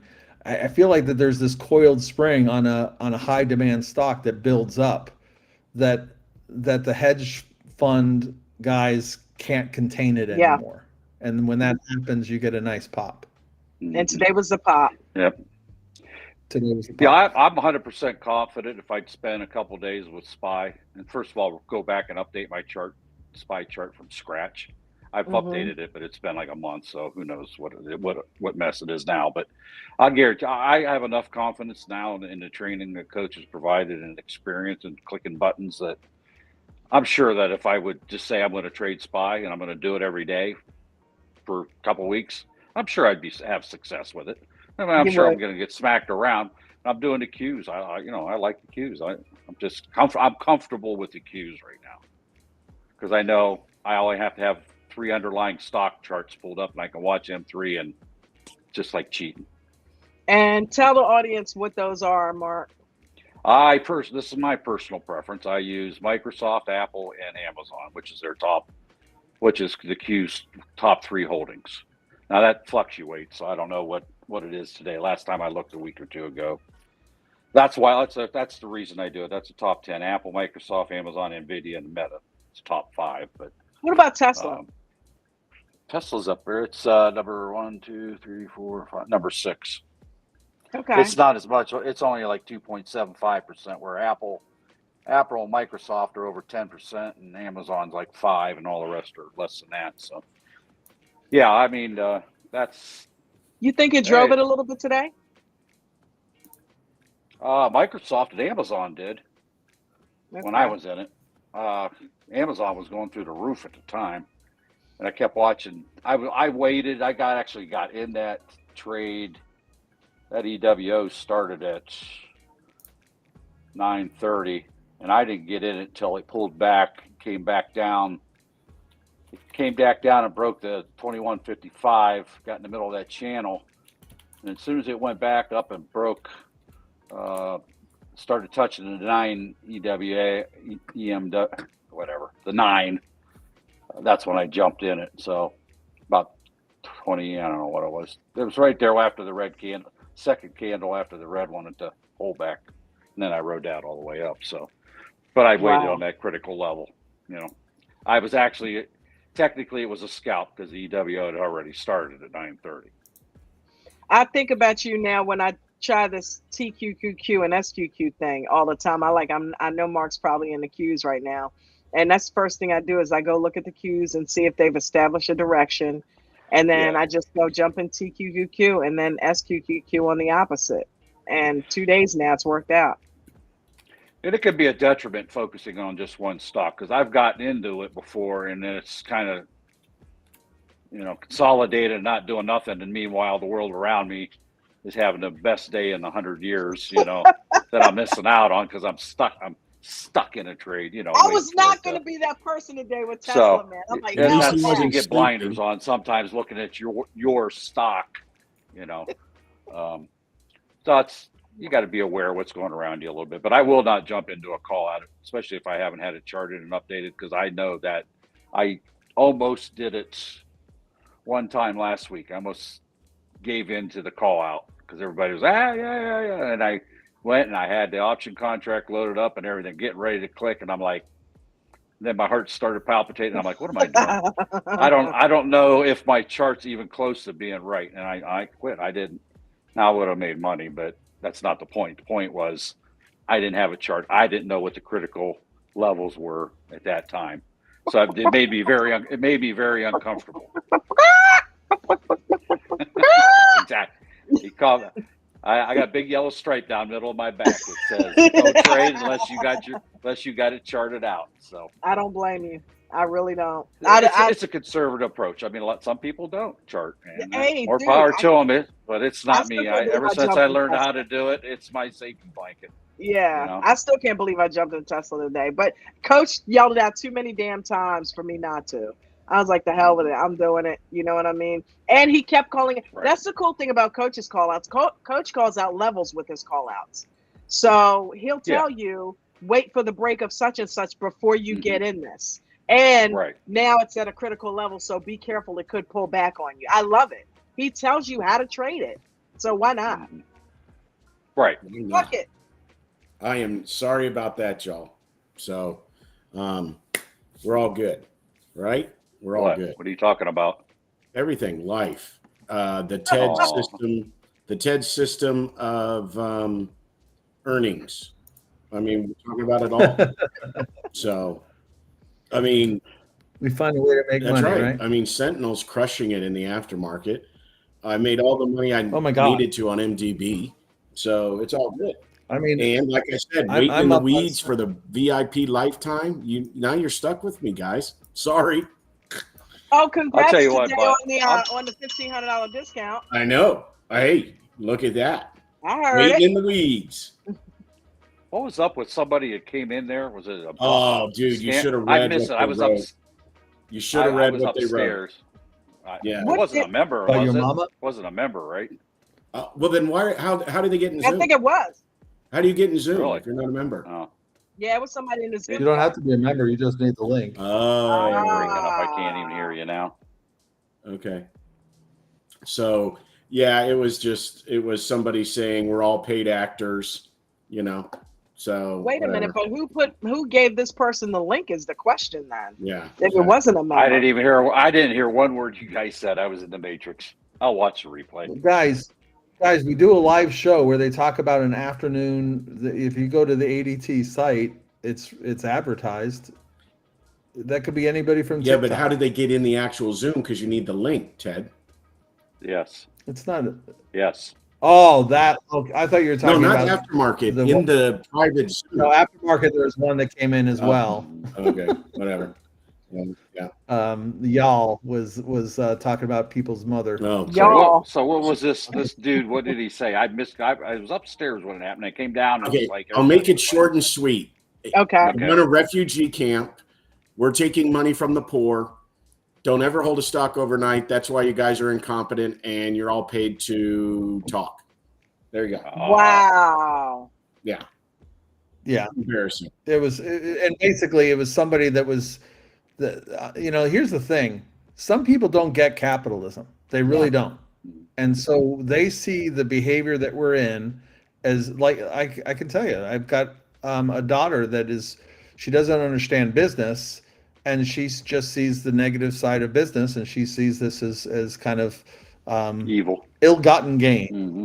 But the thing is, it's capitalism, and if they sign up for this, they've got to accept that here's the deal. People make money. Whatever job you're in, you should hope that the company that you're working for is making money. We should all hope that Coach makes money. It drives the economy. Anybody that says, "Oh, we should just have the rich pay for everybody's poorness," no, that won't drive the economy. That will just create stagnation. You see countries that do that, and it fails. So embrace capitalism and learn to work within the system, and you'll be very, very successful. You'll make some great money doing it. And the cool These thing are the is same people that go to work every day and expect to get paid for it. Well, go work for free.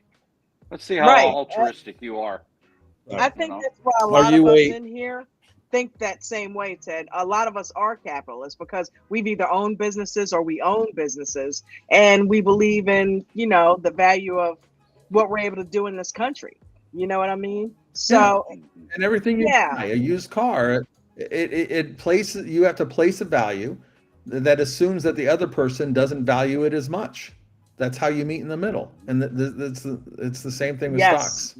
So I don't really understand people that whenever they talk about, and that's what this person did today. They were kind of saying, "Hey, I'm setting up a refugee site for people that have been burned by trading stocks," and that person just doesn't get it. I think they're trying to make a name for themselves. They're trying to maybe be the anti-coach. I don't know, but this was a member. Anti-coach. Supposedly a member, or somehow he got hold of the code to get in. No idea. He got in. He got in. Yeah, I have no idea. But I tell you what, move on, right? Yeah. Because they're living rent free in our brains whenever we talk about those. Yeah, I was curious. Sorry. No. You're good. What are we doing tomorrow? What's on the? I don't know. I didn't schedule? make any mistakes and buy a call option this morning, so I don't know what we're gonna do. I mean, we may have to get back to trading again. I mean, this is horrible. I do. My cash secured puts are doing quite well. So, are they? Oh, I did sell a cash secure put on NVIDIA. Today you did? I did. At the top. No. Not the tippity top. It was pretty. You mean a covered call then? Oh, I'm sorry. Yeah, covered call. Duh. Sorry. I was too busy playing with my shirt here. Did you see how it sometimes it melts into Oh, by the way, I like your chart background. Yeah, where's the donut of Lee's head? That's when I'm going to keep this background because that's when we discovered that Bruno likes to play with graphics on his I remember that. when he was playing with that spaceship, I was like, okay. And then the donut came out today, and he's like perfecting Oh my it. God, dude! I gave him that head of Lee. I had a picture of Lee with his dog kissing him from his birthday card that I Oh, made. that's So I gave that to Bruno, but then I went in and took the background out, took all of his neck and everything, the dog everything, and cleaned it up and sent it to him that way. And it ended up in the middle of the donut. hey, I hey love Eric, you should come in here. Eric, Oh, is he still what around? is this? They hate us because they ain't us. He's referring to what we were just talking about. They hate us because they're anus? What is that? They hate us because they ain't us. They Oh, are you never not heard us. that term, Ted? Oh, I thought it said anus. No. No, Ted, that's an old. No, eight. It's a Eight. family show, Ted. Yeah. Ted and Mark, that's not quote. this Mark, the other Mark, have a butt fetish. Eric, come on Not in this here, one. man. Let's Tell go. me- Come on. I want to hear about your day. Tell me Yeah, the other Eric. Mark didn't talk. Every reference he had was about a butt. Yeah. Oh my God. Oh my God. Remember that? He had a whole day of it once. Well, a couple Eric, days ago. save us from ourselves, Eric. Come on, get in here. That was so funny today. And then, like, I tell you what, the Zoom chat just went alive. Did he really just say that? Is Mark talking about his butthole? You guys are All right, crazy. Eric's coming in. Let's You guys are go. crazy.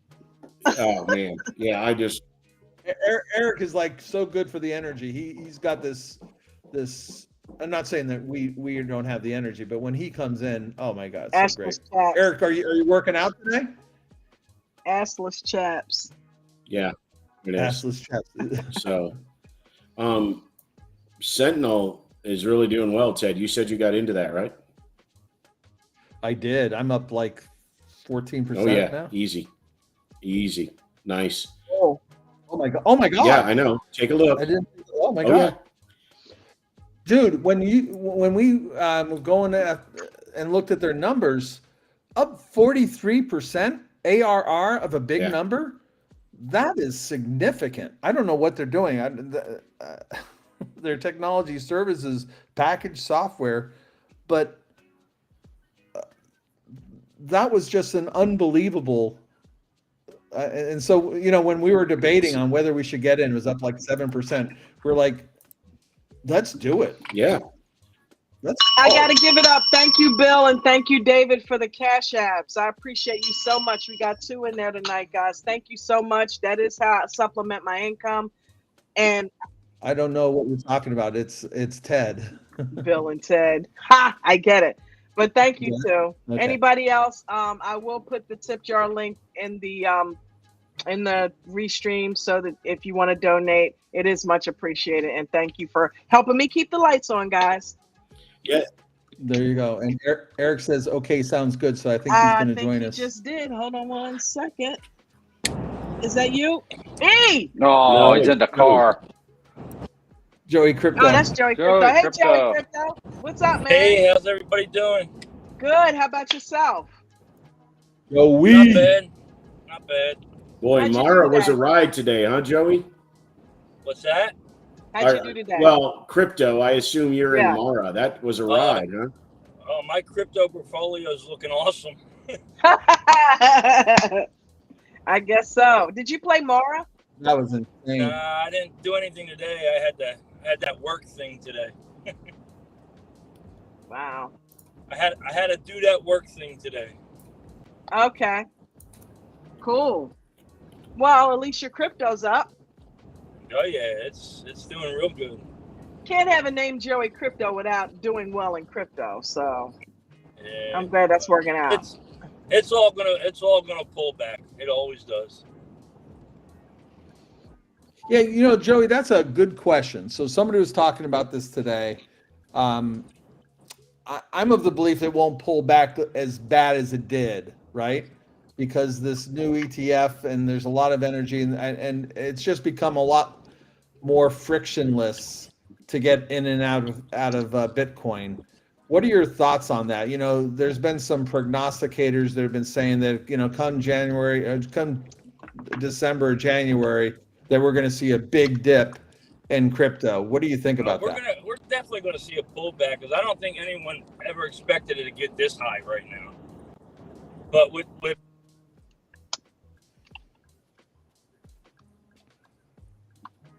Did we lose him? Joey, he's in the froze. matrix. Okay, while you're waiting for Joey, let me ask you a question. I'm looking at MongoDB's earnings report, and it said they had an adjusted earnings of 96 cents per share. But yet then it's down here and says reporting earnings per share for the quarter was a loss of 41 cents. What does that mean? I don't understand. I'll have to take a look. Are you distinguishing? Are you talking about this quarter versus like estimate of next quarter? No, I'm just reading what this thing says. Read it again. Read it again. Okay. Mongo reported quarterly adjusted earnings of 96 cents per share for the quarter ended in October, higher than last year, right? And then in one of the bullet points, it says Mongo Inc.'s reported earnings per share for the quarter was a loss of 41 cents. I don't. Okay. Yeah. They lost 41 cents, but looking at- yet they lost less than they did this time last year. But it says Even though they're still their losing. earnings were 96 cents. What does that mean? Huh. Take a look at the report from Webull and do your evaluation. I don't understand that. Anyway, what's the company? MongoDB or MDB. MDB. Yeah, it beat. It's beat in the last 4 quarters, and it's down today 10%, $40. Huh. Yeah, but that's okay. We made money off of it. But I don't understand why there's 2 earnings. Are they different earnings? Do you subtract one from the other? No. It's saying they made 96 cents a share, which is higher than it was last year when they only earned 23 cents a share. Right. The expectation was they were supposed to hit 50 cents, which they did. They hit 96. So revenue rose almost 30% from over a year ago. They expected 403 million, and again at 432, so that's good. Mongo reported earnings per share for the quarter was a lot. Yeah, that is crazy. I don't know what that means. What does it mean, Ted? Was a loss. That's contradictory, isn't it? I think somebody typed that up wrong. Okay. You'll probably see it on the monitor. Yeah, because it says there. I see what you're saying now. It says it reported loss for the quarter was 41 cents. And they reported a quarterly loss of 29 million. What is that in that background? Yeah, I don't know. That don't make sense. Somebody didn't type that up right when they did it. That's the Jets. Did Joey unfreeze? Joey, crypto. Yeah, I think I unfroze. I froze up on you guys. Sorry about that. I'm driving. Yeah. Go ahead and talk. Nah, well, I don't know how much of you heard, but I know the question. We didn't hear anything actually. But I think we're going to have a little pullback because I don't think anybody expected to get this. You know. Okay, well, we'll keep an eye on it. Yeah. But with BlackRock and all them trying to get them ETFs, though, who knows what can happen? JD with the Jets. That's what I'm thinking. I think the BlackRock could be one of these once in a lifetime kind of opportunity because BlackRock's in everything. That's an ETF that people will trust, and that could open the floodgates a little bit or a lot. JD, we had the reverse initials. I get called DJ a lot. Oh, really? Oh, that's cool. Go ahead, guys. I'll leave it at that. I'll be right back. Okay, Mark. Okay, so here's I think the numbers that are hurting them. It's net new ARR. What does that mean? Yeah. That means net new customers. Okay. So they lost 41 cents before new customers? I don't know what that means, but Okay. I think I think that that's probably what's hurting them. The numbers. So having been in the business, you can raise subscription numbers, and that causes the customers to say, okay, we'll sign up for more and we'll pay more, and that is something that customers kind of expect. And you can grow. I mean, boy, a company can grow pretty well just by doing that year over year. But you run the risk of customers leaving, right? Yeah. So you have to kind of. So in order to find the balance, is you find a balance of raising subscriptions between 6 and 10% per year, and bringing net new customers in to fill the rest. Whatever those net new customers. And this quarter, they didn't bring in near the net customers that they've been able to bring in the past. So what you have, I think it might be interesting, because what you have is they brought in a lot of customers last quarter, the record of net new ARR. And then this quarter, a little bit of a hangover. Okay. So you know how you fix those numbers? You know how you fix those numbers? You fire you fire your top 3 salesmen in your company because they didn't meet their numbers, and we're getting new customers. That'll wake up all the rest of the salesmen. Seen it happen many times. Seen it happen many times. I live that, man. Which side were you on? I wasn't sales. I was management. I just seen it happen in the sales department. They want to get attention. Well, you don't fire the bottom 3 performers. You fire the top 3 because they're more is expected of them. Oh my God, they'll fire them guys. I better get out there and pound the pavement. No, you raise their quota to the point that they quit. Right. They can't achieve their sales bonus. Correct.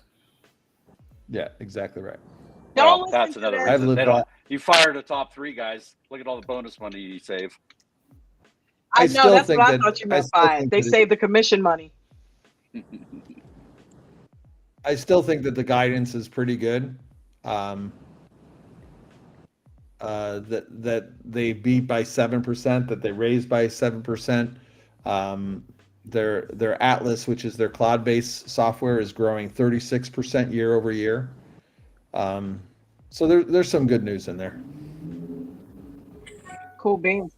But that net, if you look at software, one of the key. By the way, I'll send out a link. I've sent it out before. It's called Clouded Judgment. It's a newsletter that comes out, and it talks about this all the time. And if people are interested in investing in software type companies, it pays to know a little bit about how those companies are valued. That's a good idea. Can you put that in the membership lounge? Are you allowed? Okay. Sure. Yeah, that'd be great. And it's basically an email subscription, so it comes in on a weekly basis. Oh, cool. You're so resourceful, Ted. Are you a Cancer? Do I have cancer? No, I didn't have cancer. No, I'm like Cancers. I'm a Cancer. Cancers tend to be very resourceful. You're awesome, dude, with the resources. Me too. I'm just a geek. Are you, Bucket? Yep. I knew it. I could tell. I'm a Libra Virgo cusp, whatever that means. I'm a Cancer. I'm a very close to a Cancer Leo cusp because my birthday is July 19th and Leo is like July 21st. I'm 3 days before you. Wow, really? And there's out of my 3 daughters, my wife, and myself, 3 of us are Cancers. Well, guess what? I'm talking about being on a Cancer and Leo cusp. My mother was a Cancer and my dad was a Leo. So I'm truly their kid in every sense of the word. Nice. So yeah, that was crazy. Nice. But the Cancers that are towards the end of the month tend to be not as sensitive as the ones that are in the beginning of the month, I think. Because my mom would cry at the drop of a hat, man. But she was tough. But it takes a little bit more to get that out of me. You know what I mean? Yep. Diesel Dan's a Cancer. Diesel! Woo-hoo-hoo! Yeah, we rock. That's all there is to it. Yes, we do. But I tell you what, in trading, that emotional shit, Yeah. No, and I was listening. Gotta rein it in. I was cutting out while trying to talk to you all, and I was listening to your probabilities, and you were discussing the trade I had, and that I didn't have much fear because it wasn't much money. It's a very interesting concept because I think Ted, and I'm sorry I missed the rest of your comments, and we don't have to rehash them, but the idea of stepping up, like what David did recently. I think that just takes time and self-confirmed satisfaction that you're doing the right thing, right?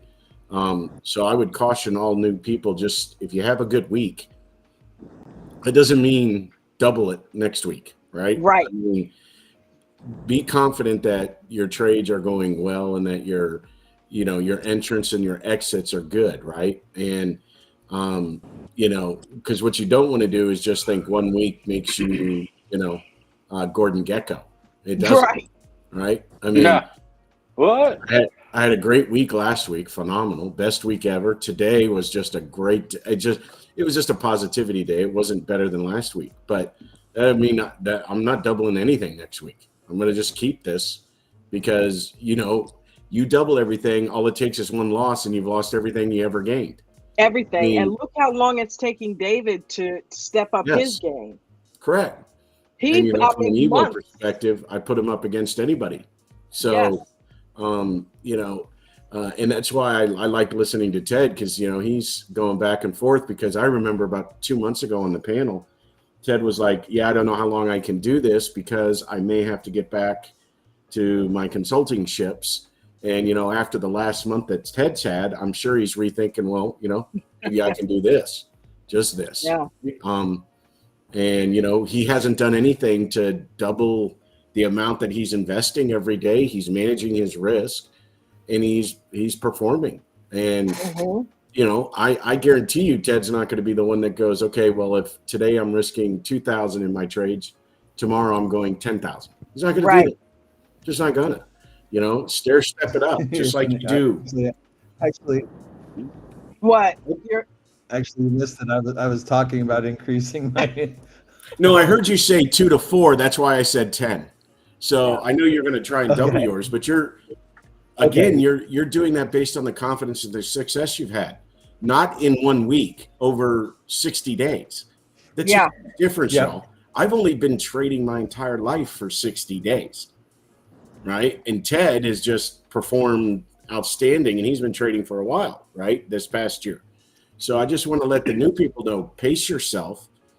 Don't go all in every day. I mean, that's crazy. I have a certain portfolio, and I only use a certain percentage of that. And then because of stops, I'm only really risking a percentage of what I've decided I'm going to risk for the day. Right. So let's say it's $3,000 total. Well, 20 to 30% of that is $800 to $900. So I'm risking $800 to $900 of a portfolio that's much larger than that, right? Because I want to be able to come back tomorrow and not feel burdened that I have to succeed, right? Bucket, if I could just say, man, those are some really wise words, and I hope everybody heard that. Yes. It's a race, right? It's a long race, right? We have our whole lives to build up our skill. There's no need to throw in all your money and lose it in one trade. Correct. Take your time. But man, that was awesome. That was perfect. That was extremely perfect. If there's degrees of perfection, that would be the highest, because that was the whole point of why we were talking about probabilities, because here's the thing, if you go in, I made the mistake personally of thinking, hey, $168 went to 2,000. What happens if I put in 400, on Netflix? You know what I mean? Yeah. And wow, what's going to happen then? I can make 4,000 or 5,000. You know what I mean? And what happened was I ended up dwindling down a $2,000 gain that happened in, just a matter of an hour. But thinking that because, I know what I'm doing now. You know what I mean? All I got to do is go on Netflix with X amount of dollars and I'm going to make money. So it's very easy to get thrown off by, a string of successes. Even in trading in a zone, they say don't get thrown off by the successes just as well as you don't get thrown off by the losers and, oh, I can't do this. Not necessarily. You just may need to tweak one thing. And that means going back to the books, that means journaling. That means going in and seeing what you did and why and when. So to Bucket's point, that's all you have to do. If you guys take the time to journal, like we were telling the gentleman earlier, if you take the time to journal, you will, and chart, you will have more successes than you don't. It's that simple, Welcome, Eric Smoto. I think that's so true because I think that's what I need to start doing. Right now, I'm just clicking buttons and reading lines. I'm not writing anything down. I'm not writing what I lost. I'm not writing what I won. I'm not doing anything. Yeah, and that'll help you so much. You know what I mean? I challenge you to do that. Try to do that some this week. You're not just going to change into this master journaler overnight, but try to do a little bit. Even if somebody made a suggestion, just screenshot on your phone what the trade was, and then you can always write it in your journal when you get a few minutes later. You know what I mean? And see what happens in your trading next week by doing that. Write down where I got in at and what happened that whole trade, right? Simply write the ticker, write what time you got in, because that'll help you down the future. Because if you notice that you got in at 10 o'clock as opposed to 9:30, oh, I got 8 up at 9:30, but when I waited till 10 o'clock, I was able to do better in my trade. So make sure you write the time, right? Write how much you put into the trade, like what was your premium, and where did you exit, and how did you feel? What made you get in that trade? Were you looking at candles? Was it because somebody was shouting it out 20 times? What made you get into that trade, and what made you win or lose? That's all you got to put. It doesn't need to be a whole dissertation. And Kyle was asking, does anybody have a copy of a journal? I think it was Kyle. Yeah. Each journal is personal, dude. I mean, for me, I don't journal every trade. I can get that from my TradingView analysis. What I write in there is, okay, I had 3 successful, 1 unsuccessful, and then I do my day tally, so I know how many days I'm green versus red since I started. But then I write down the issues like Dawn just said, which is, like there's some days in here that I've written in my journal, stop listening to everybody call out things. You lost money because you chased. Or another day is you got in way too early, stop being aggressive, follow the program, right? Yep. So I write tidbits down so that I can quickly review them, because if I wrote everything down, I'll never go back to it, guys. I hate reading. Right. I'm the same one. Yeah. Short, sweet, to the point. Well, here's mine. You can't see anything, but I go in there and then, I had the big litmus weekend when I was really upset. And I just said, new week, new attitude, change today, stop revenge trading and all this kind of stuff. And that's what I put in. And then I review it, and that's what's been helping me. All right. Yeah. And then with that, on the front of my journal is coaches 7 rules. And then I've added another 10, my own, right? Don't do this, don't do that, that kind of stuff. So, each person is personal how they want to do it, and how you want to track. The technical side of it, guys, I'm an engineer, so I have an Excel spreadsheet to track all that, especially now with cash secured puts, to know the success rate of those. But, it's whatever you want, Kyle. I mean, I've literally written in my book one day, you're an idiot. Not you, Kyle, me. You're an idiot. What were you doing? You're stupid. You threw away money. You had no reason to do it. And that's not to get down on ourselves, because Coach says, complain for 5 minutes and then let it go. Big boy pants and let's go. That's fine. But I journaled it down to remind myself. So I think today's total, hold on, and this is just for record keeping, so everybody knows I'm keeping record. They already know that. I'm 32 days green, 11 days red. Okay. Good job, man. Right? Way And to that's go, honey. and that I have not, God, I don't want to say this. Let's see. I had a red day in 12 days. Okay. Now, tomorrow I'm going to have a red day. Thanks, Todd, for spoiling it. You don't know that. But every one of those 11 days is when I'm the hardest on myself, Kyle, because what I have found is it's not a mistake in the system and the training that coach provides us. It's me trying to do something I shouldn't be doing, or knowing I shouldn't do it. The ones that I really get upset with myself is that a mistake I've journaled in the past and I do it again. I mean, it's just, call outs. We were talking about them with Ralph yesterday. Oh yeah, it's running. Follow this, follow that. And you get in at the top. I'll give you an example today. Yes. Outstanding day. But that stock ALLR, the hot stock pick of the morning, running, and I got in at exactly the wrong time. I didn't pace myself, and I ended up having to average down and lose. I think I lost $10 on that. Well, okay, yeah, great, Apple ran, but that was a trade that I will write down on a positive day. Pay attention, because you shouldn't have lost that money. You had to do something to try and minimize the loss, right? So that's what you should put in it, Kyle. But it's personal, right? So do what you think's best. And that's a good point, because one of the things that's in Trading in the Zone or a Disciplined Trader, I think he puts a lot of the same stuff in both books, is you will find, and I said this earlier, uncertainty is what the market is made up of. No one knows anything at any given time what's going to happen. All you know is what has happened in the past. You don't know what's going to happen in the moment, because it's based on the traders that are trading and what they're feeling in that moment. So if you go into a trade and you write down everything, that's one thing I've noticed. Bucket is being extremely successful, even though he's only traded for 60 days. Why? He's journaling. He's looking at and I know feels like a pain in the ass to do, but you got to prioritize it. Why do 95% of traders lose?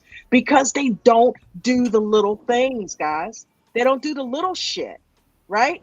Little things like journaling and what you were thinking and what you did in that moment make all the difference. Everybody that's been successful, Coach journals, Nate journals, Bucket journals.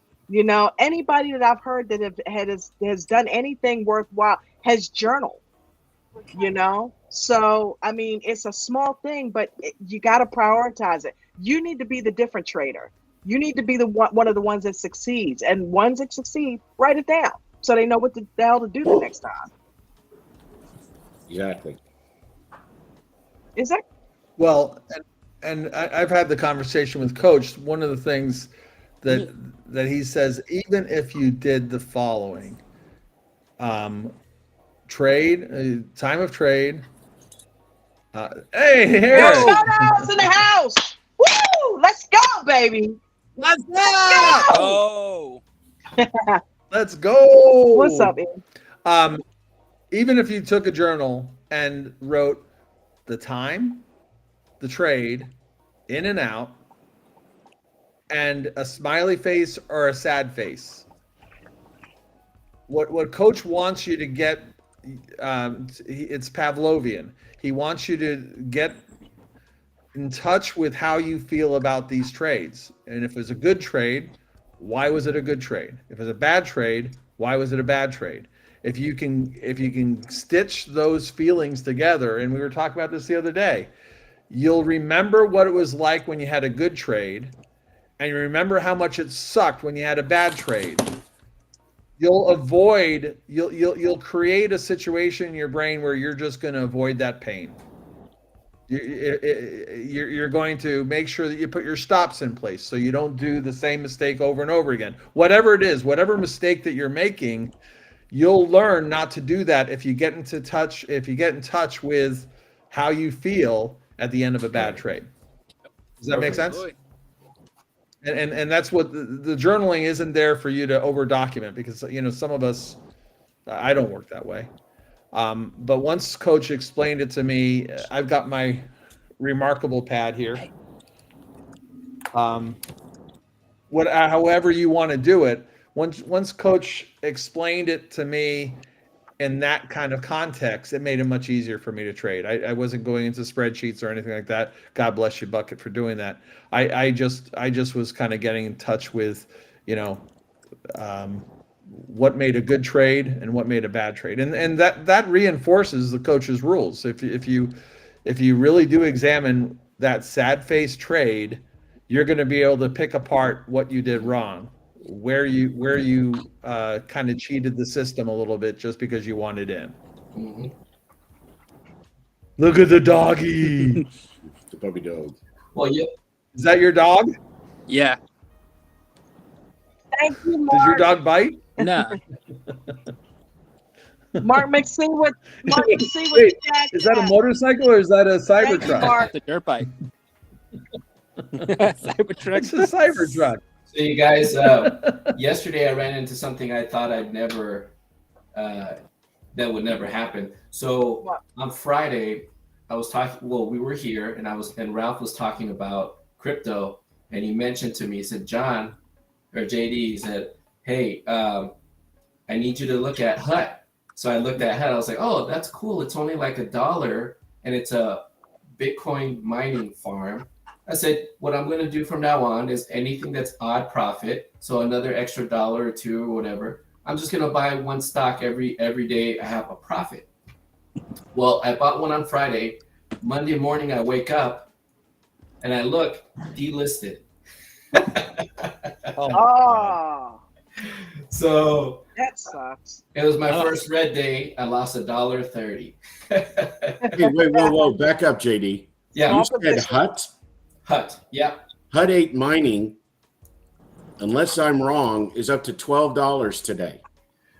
On what I'm seeing on my side is it says delisted and it's no longer on my account.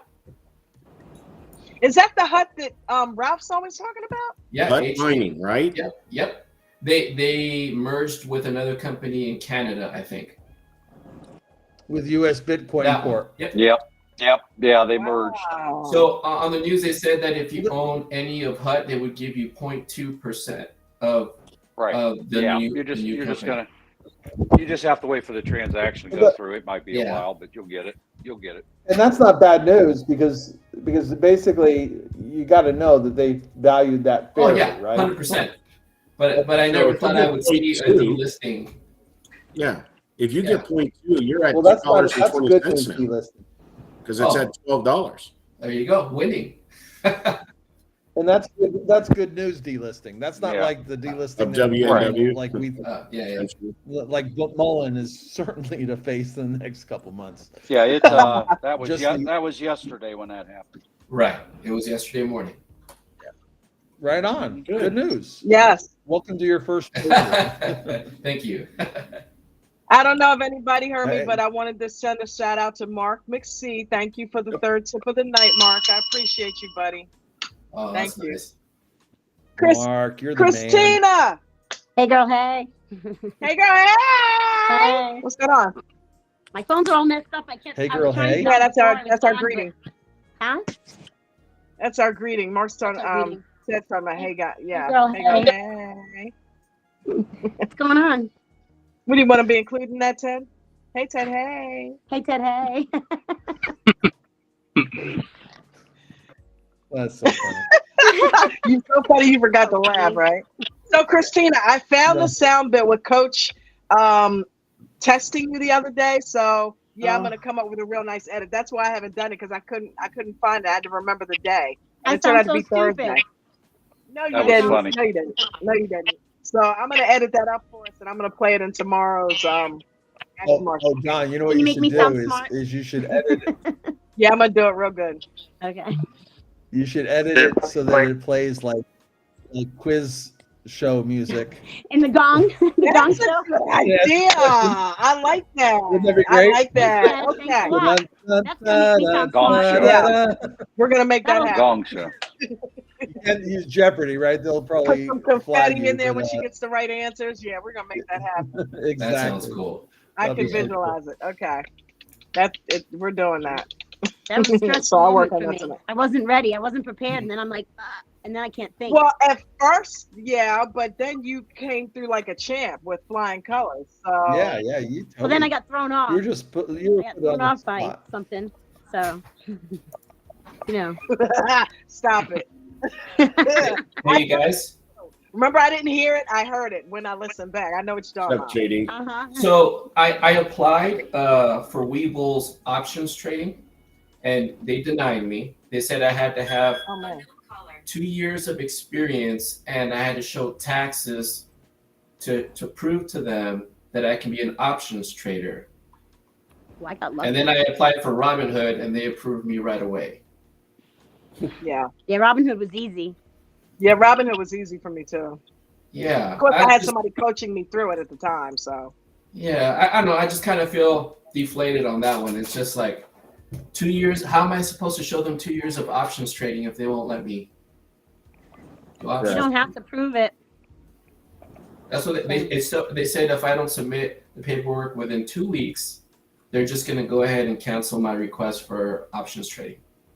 Wow. Yeah. Once you answer wrong twice, when you answer wrong twice, they're not going to let you. Yeah. Oh, okay. You got to prove it. You got to actually prove it. They You didn't approved answer me. the questions properly. They won't approve me for level 2. I didn't get it Robinhood's the about to first approve time me on for level Google, but the 3. second time I did. Oh, okay. Well, I guess then my options trading is going to be with Robinhood, and my stock trading is going to be with Webull. It's fine. No big deal. There you go. Work it out, right? Yeah. Find the positive in it. Work it, baby, work it. Get it out.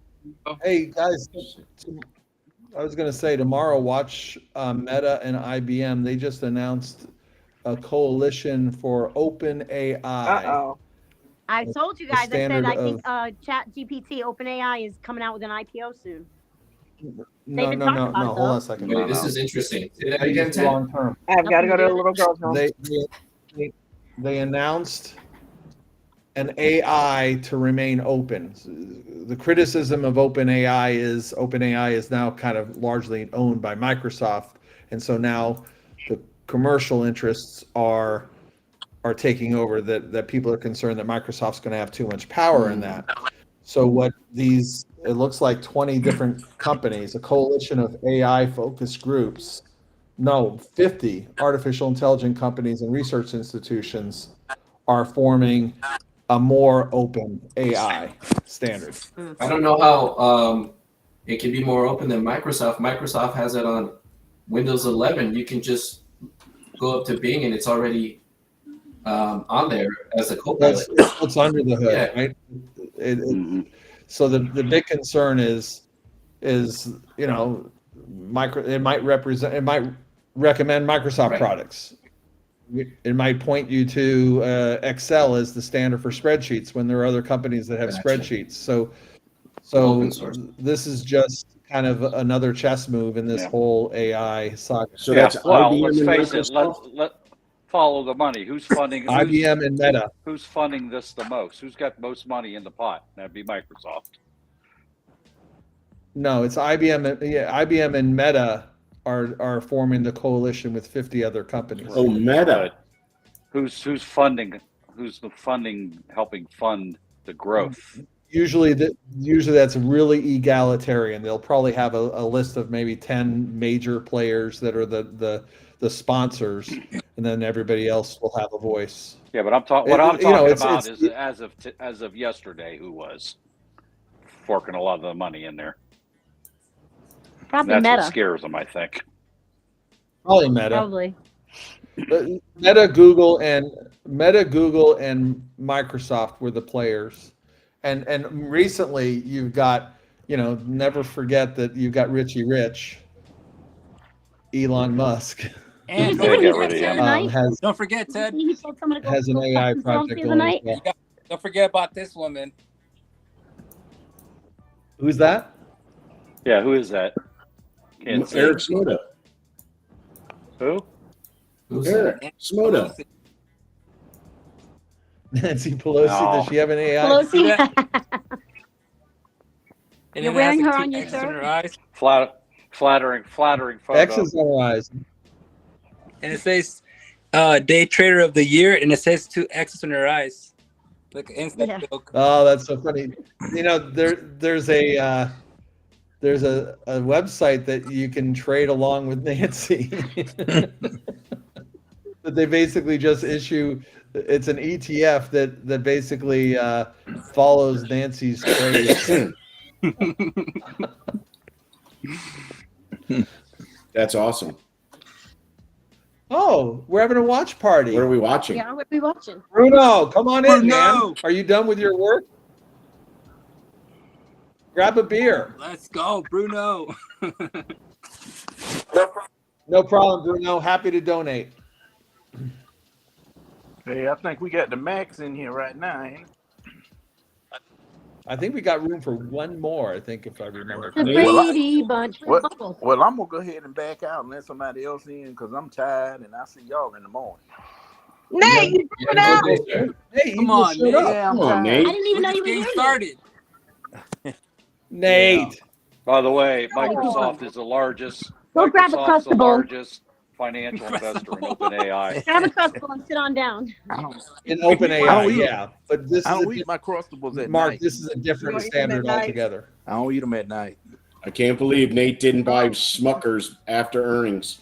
Everybody's No, I after you to buy the Smuckers, Nate. I told you I got caught up in that one stock today, and I didn't move. I stayed in that stock all day. Oh man, I wish we went over it because I would have totally put it on a contract because that would have been up over 100%. Dude, Nate tuned everybody out and made how much you make, Nate? A little over 13,000 a day. Damn. Good job, Nate. That's awesome, man. Yeah, I I missed had this morning. to cut I all was of on. I y'all. bought that one stock, that one share. Yeah, I had to I cut must all have of passed y'all out out. because then I woke up to Coach's voice talking about somebody. I don't know, people not getting along. Him and his cousin. I woke up to that and I was like, "What the hell happened?" Because I knew I was awake before, so I missed the class. So hopefully it's recorded. Yeah. So Nate, one of the things, and I understand that your time's precious, and Okay. you need to leave. But I do have a question.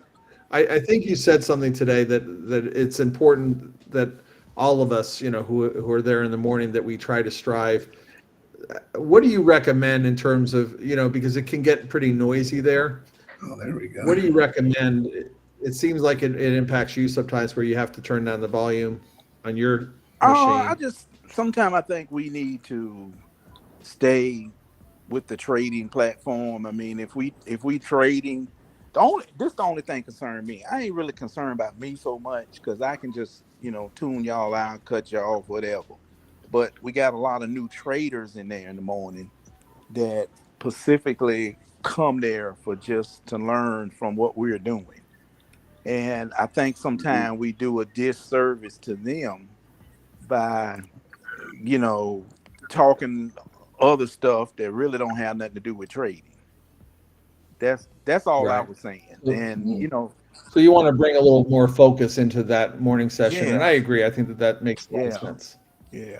So We'll try to do that tomorrow. We'll try to be supporting that because we get so much value. I don't want you to get discouraged because we get so much value out of your participation and your guidance. I mean that we should all. Yeah, I've just, like I say, one thing about me, I may not say much about it, but I know everybody enjoys being there. I know everybody having a good time. I get it, but a lot of times I forget myself that we're there to trade, and other people want to learn what we're doing. Even though a lot of times it's over the top. They need to learn the basics, but if we keep giving them nuggets just on the basics, they'll get it. But we gotta keep them in that teachable moment where they can learn from us. Because I trade. Look, everybody know I trade big when it come time to trade big. I don't suggest nobody trade like I do. I really don't. I can replenish my account if I blow it up. I don't have no problem. I don't intend to blow it up. I don't know if y'all heard me this morning, but I said this morning, my limit this morning. That dawn this morning. You said what now? $100. Yeah, you said no, 200. You said This you weren't morning, giving I any said more money you weren't giving any more of your money in. You would say 200, you were done. Yep. I think you're going in and out of the mix. Yeah. I'll bring the baseball bat in the morning. Yeah. Yeah, but that's what I I said think this what gets morning. me, I Yeah, said, Ed McMahon will take care of you in the morning. yeah, I think what gets me as a new like I trader with said, you you know, guys. Oh, go ahead. Go ahead, Nate. Go ahead.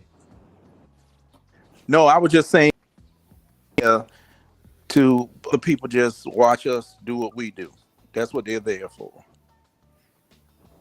Don't I always do learned what we do. watching you. Hello. Yeah. You know what's really We can hard for hear me you. to do is I come in. I'm on the West Coast. Oh, this And I'm thing. coming in at 3:30 in the Hello. morning, maybe almost 4. We Can can you hear hear you, me? Nate. Yeah, I can hear you. JD, go. Okay. And what I'm having trouble is I feel like I missed the I think I Evo. lost the signal, y'all.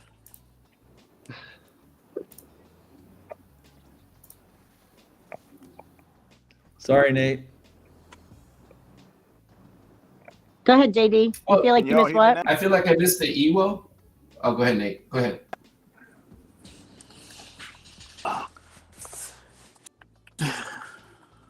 Nate, why don't you try to reconnect back in? Okay, Yeah. Jay, So finish. yes, sir. Thank you, by the way, Ted. So as a new investor, right, a new trader, I'm trying to time that Evo, right? And I feel like whenever I come in with you guys are already in the mix, and I hear so and so took off, and I look and it's already 3 bars in, and they'll say, this is taking off right now. It's a rocket ship, but it's already past. I don't want to jump into an Evo if it's already past. Exactly. So you're not in any. We're not really in the doing morning, Evo in the morning, these though, are are not. we? That time of morning? Yeah, they're not scalping? Evos. It's Oh. scalp. So Yeah. you got to move. You got to move to a 1 Okay. minute, right? And you've got to. If you don't have your mechanics Right. down, don't try to Right. do it. You need to get your mechanics down on entry points and putting a stop in almost Okay. immediately. So if you feel comfortable with that, then that's the time that you might want to participate in those kind of Right. trades. But the EWO is almost irrelevant for the kind of I trading see. that we're doing. That's my mistake, because this whole time I've been focusing just on Ewos, just trying to master the entry, set the stops like you just said, and just let it work itself out. And maybe that's where you are Yes. right now, right? To just start off with that, because I gotta tell you, out of all the trades, I love the Evos. Oh, yeah. Come on. We love the Evos because it gives you a certain. When you're in a scalp, you never know where the stock is. You feel you try to chart out the levels, but you never know when you're getting in or out. But I tell you what, when you're in an EWO play, it's so comfortable. You see it in the trading view. Do you have the trading Oh, view man, it's indicator? amazing. Yeah, absolutely. It's like God is just kind of supporting you on the trade, and you're just up there over that green cloud, and you're like rainbows and unicorns, best trade. And so since you're just starting, I just heartily recommend that you stay in that Oh, for yeah. a while until you get the mechanics. Yeah, I've only down. had 7 actual. Oh my God, Eric Smoda, Yeah, you're that looks killing pretty me, good. man. Oh my God. But That JD, looks those hot stock delicious. picks are different. That needs to go on a They're big like screen. sort of at it. We don't really know. Yeah. I'm it's like I said, I've only here, been in fix that. actual trades 7 days so far, seven Yeah. actual trading days. So, I'm not even getting into it a lot. I'm maybe buying 10 shares. That's it, nothing more. It's on these small. That's the best way to contracts, learn. that's it. Yeah, and so I'm Good. having Buy fun 10 with it. shares I'm if you're gonna earning play money every stocks. day. Yep. Yeah, so I'm having a good time, and I'm learning so much from you guys. So cool. So cool. There you Eric, go. what are you eating? There you go. On the big screen. What are you eating? Those are vegan, right? They're You got some on your nose. bacon hot dogs wrapped with grilled onions and mayo, mustard. Oh man, so good. Did you buy it off the street? No, Lips and assholes. we made it right now. You just made it up. You wrapped it up with the bacon. Those are TJ dogs.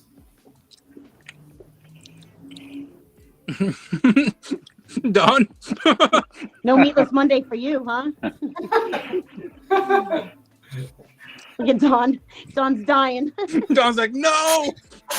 No, you're killing all the They're animals. vegan. They're Hey, vegan. KB's on. Is this your first time, KB? Yeah, can you hear me? Yeah. Hey, Welcome. bud. Yeah, Welcome. first time. Yeah. Well, introduce I just wanna yourself. come Tell on. us what you're doing. Send me money. I'm just coming in. I just wanted to say hey and say thanks, man. I love you guys, dude. I listen every day and been trading for a pretty long time, but not as good as I have been ever since I met Coach and all you guys. I'll tell you that. Great. So yeah, it's been awesome. It's awesome. Welcome. What'd you do today? Thanks. I just focus on SPY and the Qs right now. And then I'll listen to when Lee will shout something out. Sometimes I'll look at that too because he's really good at catching those. I've hit Boeing a number of times with Lee shouting that out, but today was SPY puts. I follow SPY a lot, so I can really kind of tell when that thing might start to fall based on my charting and the resistance levels. And I follow, I listen to Eric a lot too because he throws out great levels as well. Make sure I'm matching up, and then I just jump in and then I do what Coach told us to do in VIP, like go out of the money and buy more. And when it falls, it goes, and you can take something from 30 cents to 99 cents. I had an 85% trade today in like 3 minutes. And then it just multiplies and then I get out and I'm like, I'm good to go. So, but really trying to focus on EWOs, but when I can scalp, I'll scalp. So great. But it's getting better every single day, every day. Well, now you're expected to come into the panel more often. So once you show your I will. you're not allowed to leave. Ted, I love your background. No, thanks. I've got my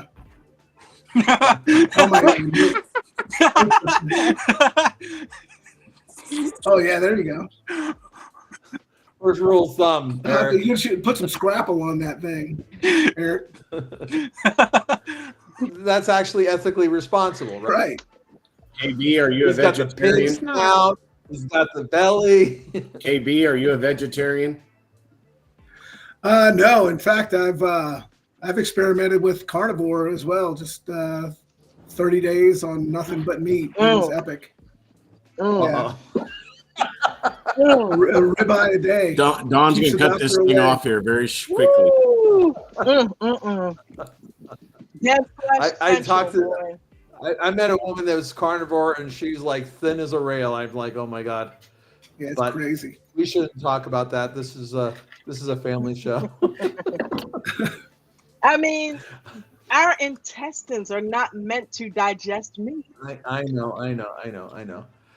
Eric, how was your trade today, Ted, man? you don't get to cut me off. They get to talk about meat and you cut me off. No, that's not happening. Well, I'm sorry. I wasn't cutting you off. I was just trying to. Don, I didn't cut you off this time. I didn't cut you off. Ed did. The guy I don't want to get on it. I don't want to get I was trying to keep.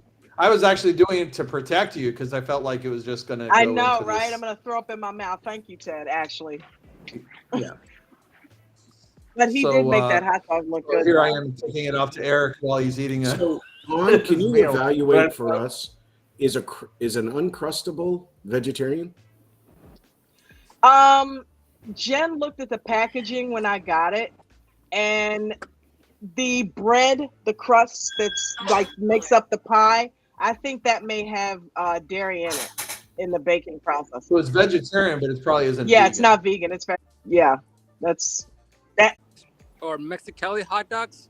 So basically, they're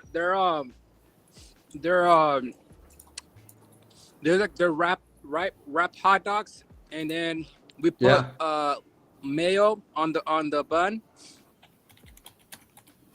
Wow, what's going on? We can't hear him. What's happening? He's probably away from his Wi-Fi router. No, I muted him. I muted him. He muted him when he talked about mayonnaise. Go ahead, Eric. Go ahead, bro. Well, that's right. Mayonnaise involves chickens laying eggs. Again, another exploitive. You can't have eggs. Well, you know what eggs are, right? I'm not I'm not even going there. Greatest protein in the world. I'm sorry. I think I just muted you. No, I can mute you though. I can mute you. You Yeah, cannot. I did Tesla, Spy, Okay. Apple. Okay. That Tesla run was great. I got into Tesla. Wasn't that a great? Oh, yeah. Yes. Yes, it was. And then on what's it called? Got in on Spy calls, and then I rode Spy towards the bottom when it got that little breathe back towards the MA200. And I also got in an Apple as well. So overall P&L was a little bit over 12. I got up to like 14 and some change, but then I got it dialed in like around 12 and some change. 1,200 or 12,000. 12,000. Nice. Eric. Dude. Eric is massacring. He is massacring the market. What's your strategy, Eric? Is it the 2-minute EWO? You know that the morning setups that coach sets up, you know, the pre-market strategies, the pre-market ideas. Yeah. So I already have my support and my resistance dialed in from last night, right?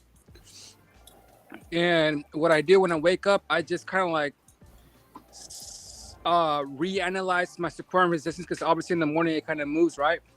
And then I'll pull coach's pre-market strategy, pre-market high and low for your support and your resistance. So the minute I see a breakout like what we saw from Tesla right in the beginning, I think I don't know who called it out, but someone said, "Oh, Tesla broke pre-market towards the upside," and I looked into it and I saw the news. I forgot what headline news it had, but the candles look very strong and bullish. So I got in, and then same thing. I looked at SPY, I looked at Apple. Everything was looking towards the upside, so I jumped in on 80. It was 80 SPY call contracts. And then for Tesla, I bought 10 Tesla calls, 80 SPY calls. And then for Apple, I believe I bought 20 of them. So overall, I was up like, I think it was like 14 and some change. And then it dropped down to like 12,000 some change. And I was pretty much done right around 8:32 a.m.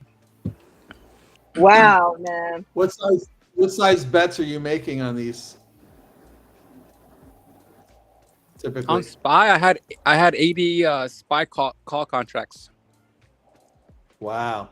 Yeah, I'm starting to love size it, up man. more on my I want to be contracts. I want to be like you when I grow up. Because I've been watching a lot of videos.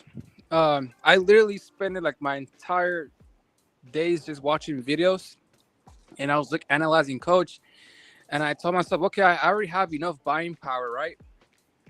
I have enough buying power to buy more contracts. So instead of me, coach gave you the green light. Instead of me, because I know how to execute them at a gnarly percentage, like 300, 400, 600, 800. Very, very rarely at 1,000. You know what I mean? It's very, very rarely. Yeah. But the majority is around 200%, 280. You know, 113. But I told myself, well, you've been playing with the same amount of contracts for like the last freaking months. Like, what's gonna be new this month? What are you as a trader? What are you gonna do differently this month? Are you gonna finally size up? Are you gonna finally, you know, you already have the strategy dialed in. You already know what you're doing. Now it's just a matter of where you want to size up or not. And I told myself, all right, let's size up.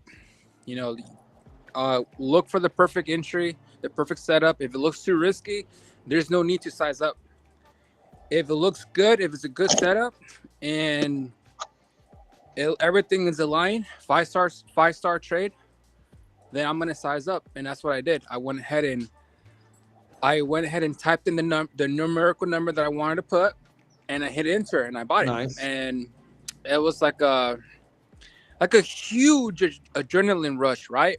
Like you can feel like your hair's spiking up in the back of your head. Yeah. And the only thing is that I'm learning how to, because I can't hold all these contracts because it's just a lot of weight, behind your back, right? It's not the same when you're holding 10, 20 call contracts or 20 puts, but not when you're in a huge size amount of your overall P&L, your overall buying power.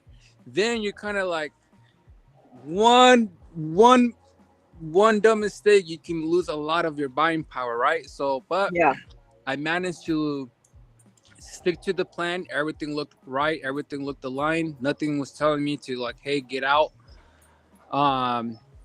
Okay, let me stop you right there, Eric. Let me ask you a quick question. What do you say to new traders that are not sizing up like you are, but when they get into a trade, and I'm sure there are pullbacks that you sit through. What goes through your mind with those pullbacks, especially, me personally, I'd like to know how you feel when a big pullback happens and you're in so deep, because that has to look scary. It is. How do you deal with that? It's scary and it's nerve-wracking. But when you have the chart super dialed in and your support and resistance lines, right? And you're getting to the next strong resistance line, what I do is I just shave. I shave as much as I can to where I'm not as stressed out as much. You know what I mean? So I started off with 80. Believe it or not, those 80, I didn't hold on to 80 that long, right? I went from like 80, cut 15, cut 15. You know what I mean? I was like, every time when we got to a strong resistance, I threw off some weight. And then next thing you know, I was like, you know what? I'm going to hold on to these very, very, very few contracts that I have, these very few last lucky runners. And I'm going to see if I can still climb new highs, break new highs, if you will. And if it can't, then I'll continue to shave, right?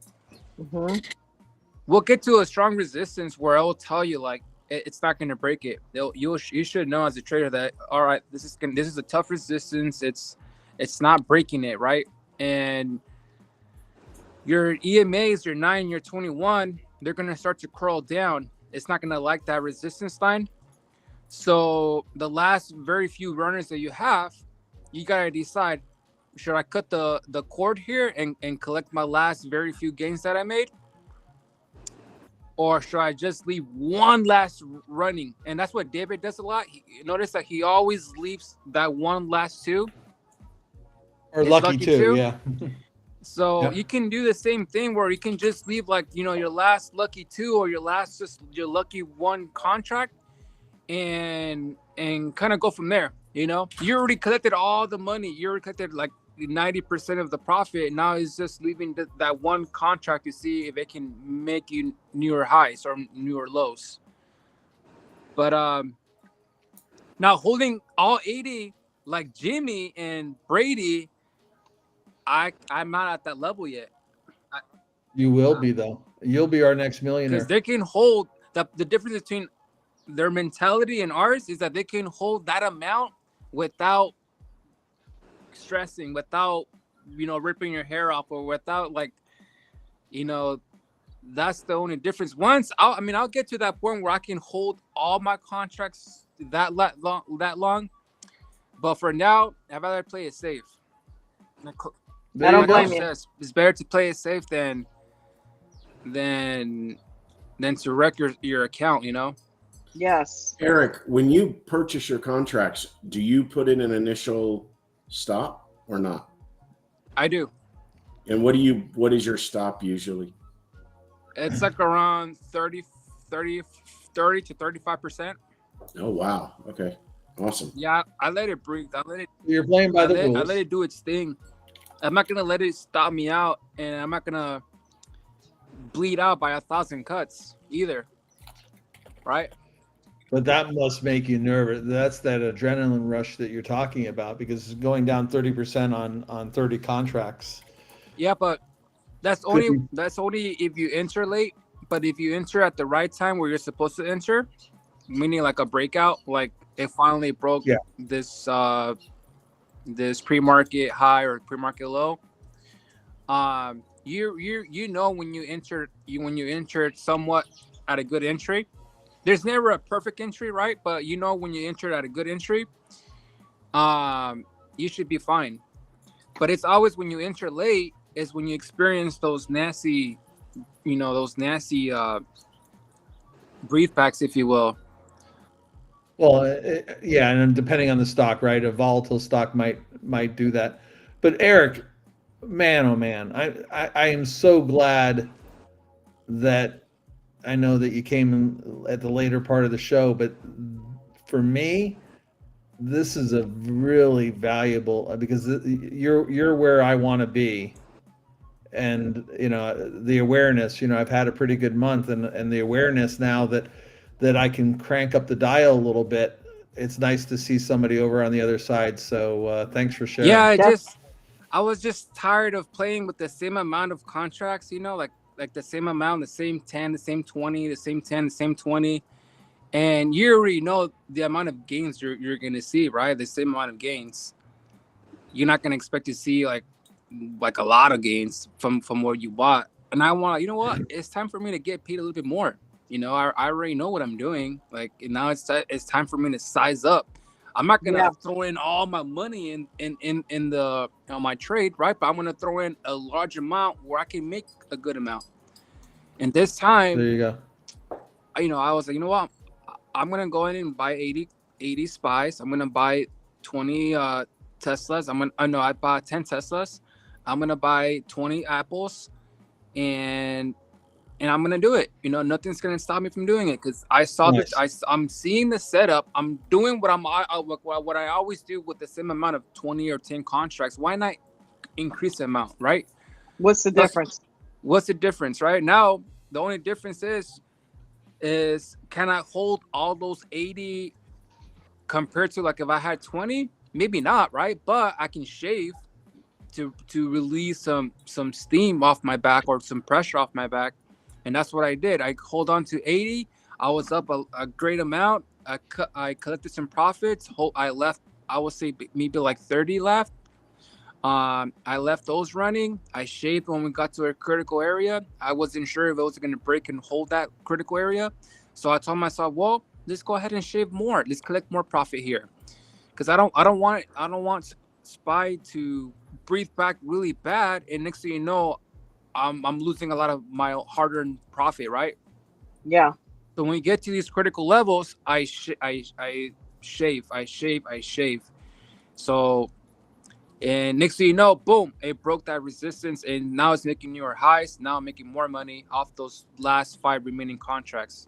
I did not unplug the cord, and you know what? I'm scared. No, that's it. I'm done. And next thing you know, it made newer highs. It was just a little 15-minute breathe back, you know what I mean? But I think shaving is a good strategy to learn too. Coach always tells us shave, especially when you're planning on sizing up. Shaving is a good strategy, so you don't have to necessarily hold all of them. You can shave, shave 20, and next thing you know, you're up $8,000, $9,000. Eric, I have 2 questions. First, on a given, let's talk your trading strategy first. When you enter in, how often do you start seeing positive gains from your entrance as the trade moves forward? 2, 4, 8, 10, 20 minutes. Because of your entry, you're saying that's critical.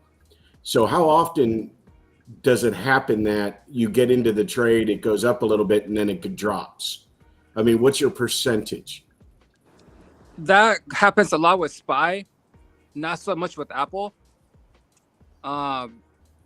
because when SPY decides to do its breathe back, or when it's green, and you get that one red candle and it drops, right? That one red candle, believe it or not, is gonna kill all your green positive candles that you got.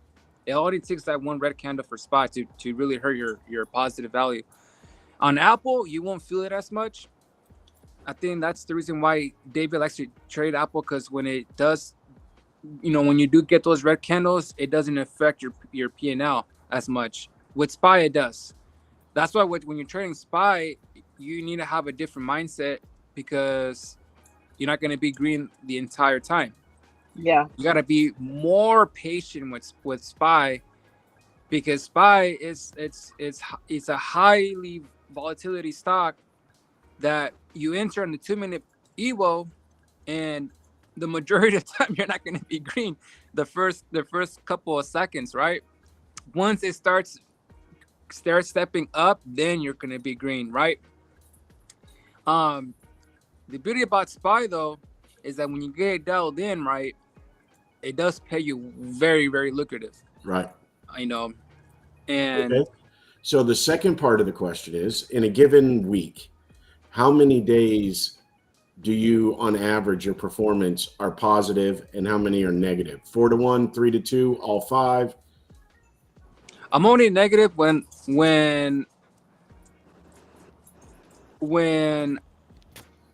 I'm entering and I'm not paying attention, like my mind's somewhere else, or I'm looking at a video, or I'm on TikTok, or I'm not really like I haven't been looking at the market for 15-20 minutes consistently, right? So I don't really know what's been going down, and I just enter. I see something happening, and I enter, and then, oh man, I messed up.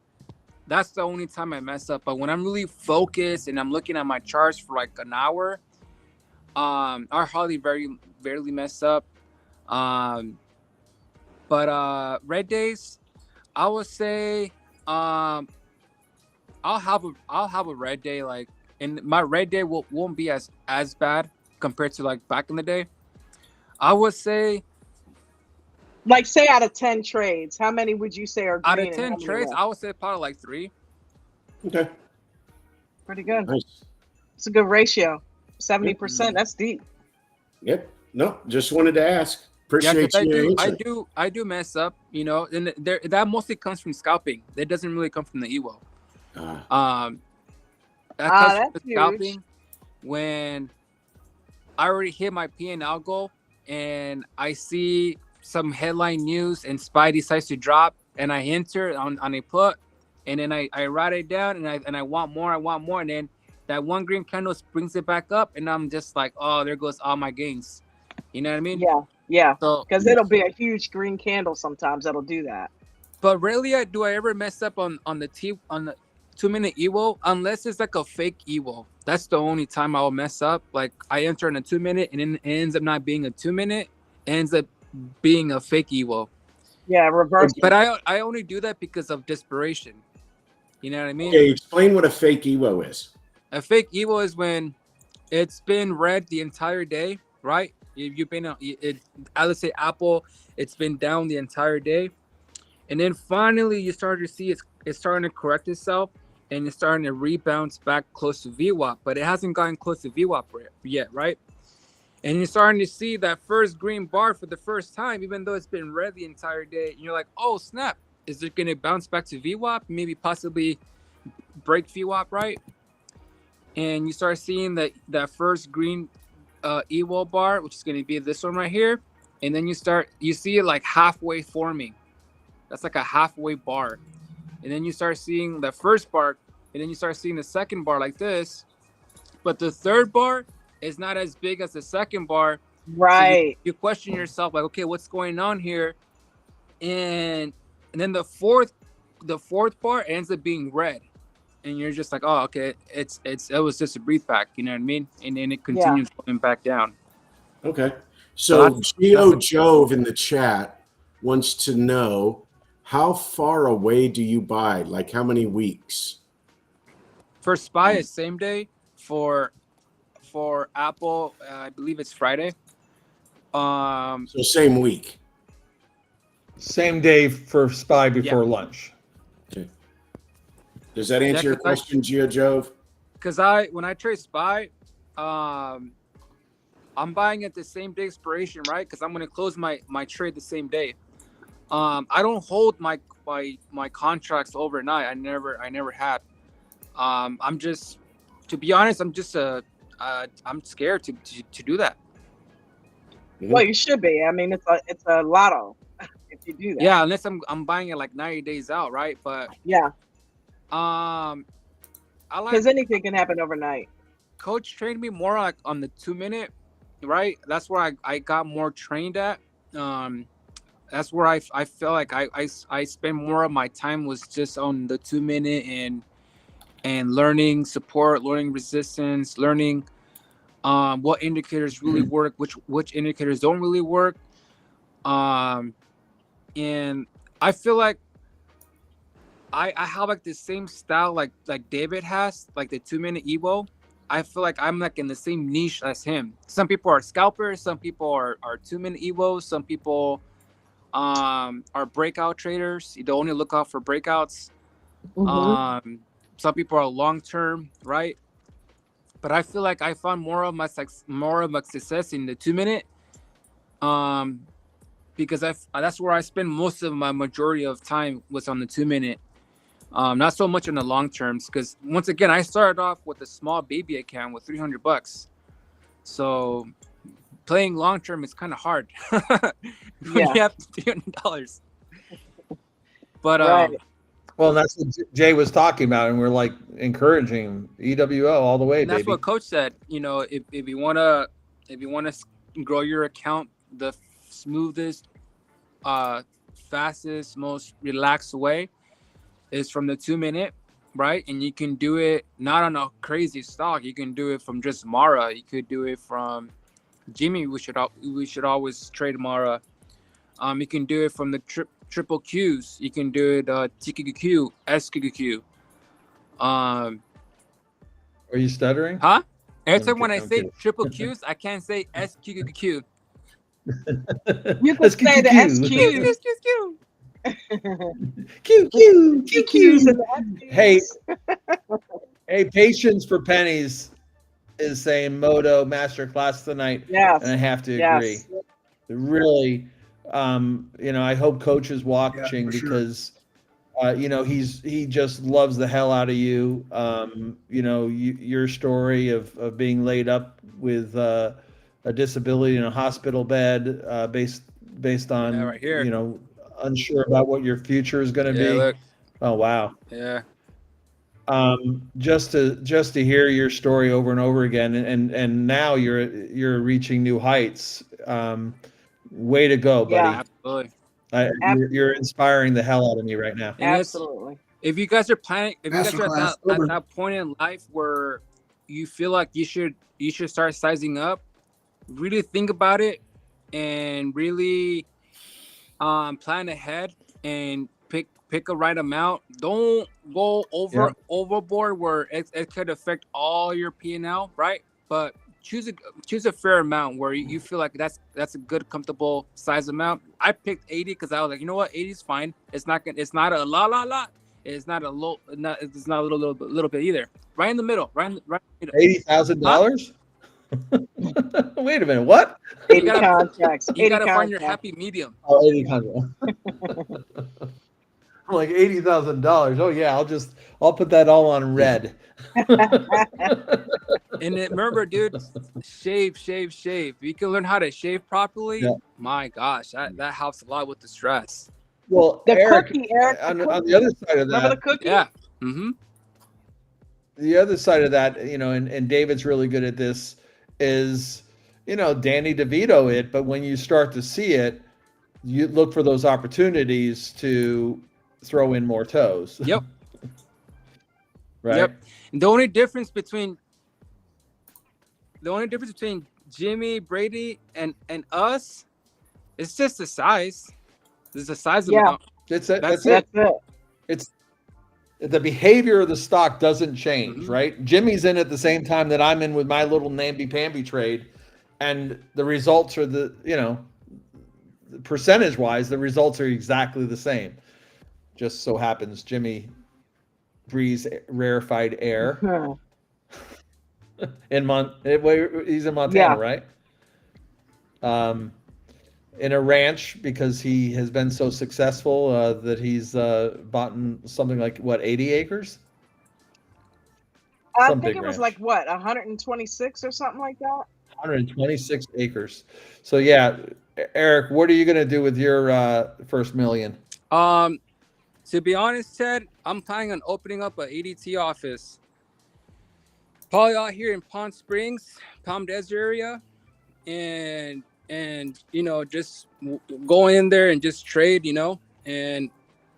and whoever wants to come and trade, they can come and trade. I'll have like a bunch of monitors set up, kind of like a little classroom. Well, that's awesome. Yeah, That's Look, awesome. there's an idea that I had that if ADT broke up into teams and had satellite offices like that, dude, we would kill it. Team Texas, Okay. baby. Yeah. And Eric, definitely. you'd be a hell I have a of a buddy team that leader. wants to Colorado. do the A same hell of a thing. He's like, let's just rent a space and put the state-of-the-art equipment Team in Las there Vegas. and not mess it. break ADT up into teams, and we can compete against each other. It would be absolutely awesome. Yeah, So that'll you be guys pretty would all cool. battle for second place. Okay, that's cool. Yeah, But I tell you what, you probably would be a team leader, Bucket. Definitely. no, I got. What are you talking about? David lives 2 hours from me. I got Dude, David. Montana's going to be in first place for quite some time. I think either way, we're all winning, right? There you Yes. go, Judy. There you go. There you Another go. question from the comments, Eric, from Kyle. Do you usually buy one in or one out of the money on your contracts? Depending on Good question. depending on my buying power, if I have a lot of buying power, I buy it in the money. Once I'm That makes low on sense. buying power, then I start buying out of the money. Just because I want to That's keep supposed to paying work. throughout the day. Because you never know, like sometimes the market is kind of weird, right? Sometimes in the morning you get this rush, and then it's 9 o'clock, it's dead between 9 and 10, and then 10:30 start seeing more action. So you want to have a little bit of buying power so you can execute some trades around that time frame, because you never know, you might get some crazy news around that time frame, and then next thing you know, you're out of buying power and you can't execute that trade. So I always like to have some buying power. I like to reserve some buying power towards the end of the day during power hour. That's cool. And then You need a little dry powder. Hey, I've got to cut away, and guys, I got to say, one of the most intriguing afternoon sessions. Thank you, Don, for putting this on, and Eric, always appreciate your insight. Guys, the market is shaping up. If what I'm seeing on the screens here, you've got Nvidia is up 0.45%. You've got Tesla kind of moving in a positive direction. Tomorrow could be a really good day for us. So rest up. Definitely. And with that being said, I am going to go ahead and close it down, guys. Thank you, everybody, for coming, everybody that's been on the panel. Bucket, you are such a blessing reading those comments, man. I appreciate you reading the questions. I really do. You have no idea. That saves me from doing this type of shit. You know what I mean? So thank you for always kicking in and doing that. Everybody that came and is down in the chat, thank you guys for coming. Thank you so much for contributing the questions. Thank you, Eric, for giving us that master class, bro. And everybody that go. man, everybody that came up here. If you donated to the tip jar, Over. Thank you so much. I appreciate it. It is part of my income. So thank you for donating to the tip jar. And last but not least, do not forget to smash the like button and click the subscribe and go to AmericanDreamTrading.com to get your VIP membership if you haven't already picked one up. Okay. Where do you think Eric got all his training? Where do you think Bucket's getting his training? Ted, me. Everybody has been trained in that VIP room. There's a reason we're succeeding. You need to sign up if you haven't. And if you don't have the wherewithal, eventually you will get it. And by the way, don't forget to GoFundMe for He Who Shall Not Be Named. I think we all know who it is. Don't forget to go through $5 or $10 in there if you can do it, and help him get into the VIP room, because I think he'll do really well. Already did it. Hey, Bucket, remember, Bucket wants to talk to us about our overdue library books. Yeah, thanks for Bruno calling me a librarian. Really appreciate it. Bruno's talking smack from the side over there. And if you guys want me to pull down these books that I haven't opened in years, they're about aeronautics and spatial recognition and all that kind of stuff. So they just sit back there looking nice. So, hey, KB, one last thing to add on to Dawn. Thank you so much for coming up. We love to see new panelists. Yes. Oh, yeah. Don't be a stranger. We now know who you are. KB. Right. No, it's awesome. I love you guys. Thanks so much. Over. KB, are you the JetBlue KB? What's that? Are you the JetBlue KB?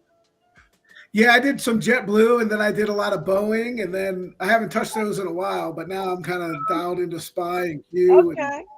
And like I said, when Lee spouts something out, I'm like, hey, I might check it out. Lee's pretty good at that. Yeah, he is. He is. Thank you again for coming up, bro. Peace Yeah, out. thanks for having me. Yes, sir. Let's go. Let's go, E. Later. Over. Oh. All right. Peace and blessings, everybody, and I will see you in the pre-market.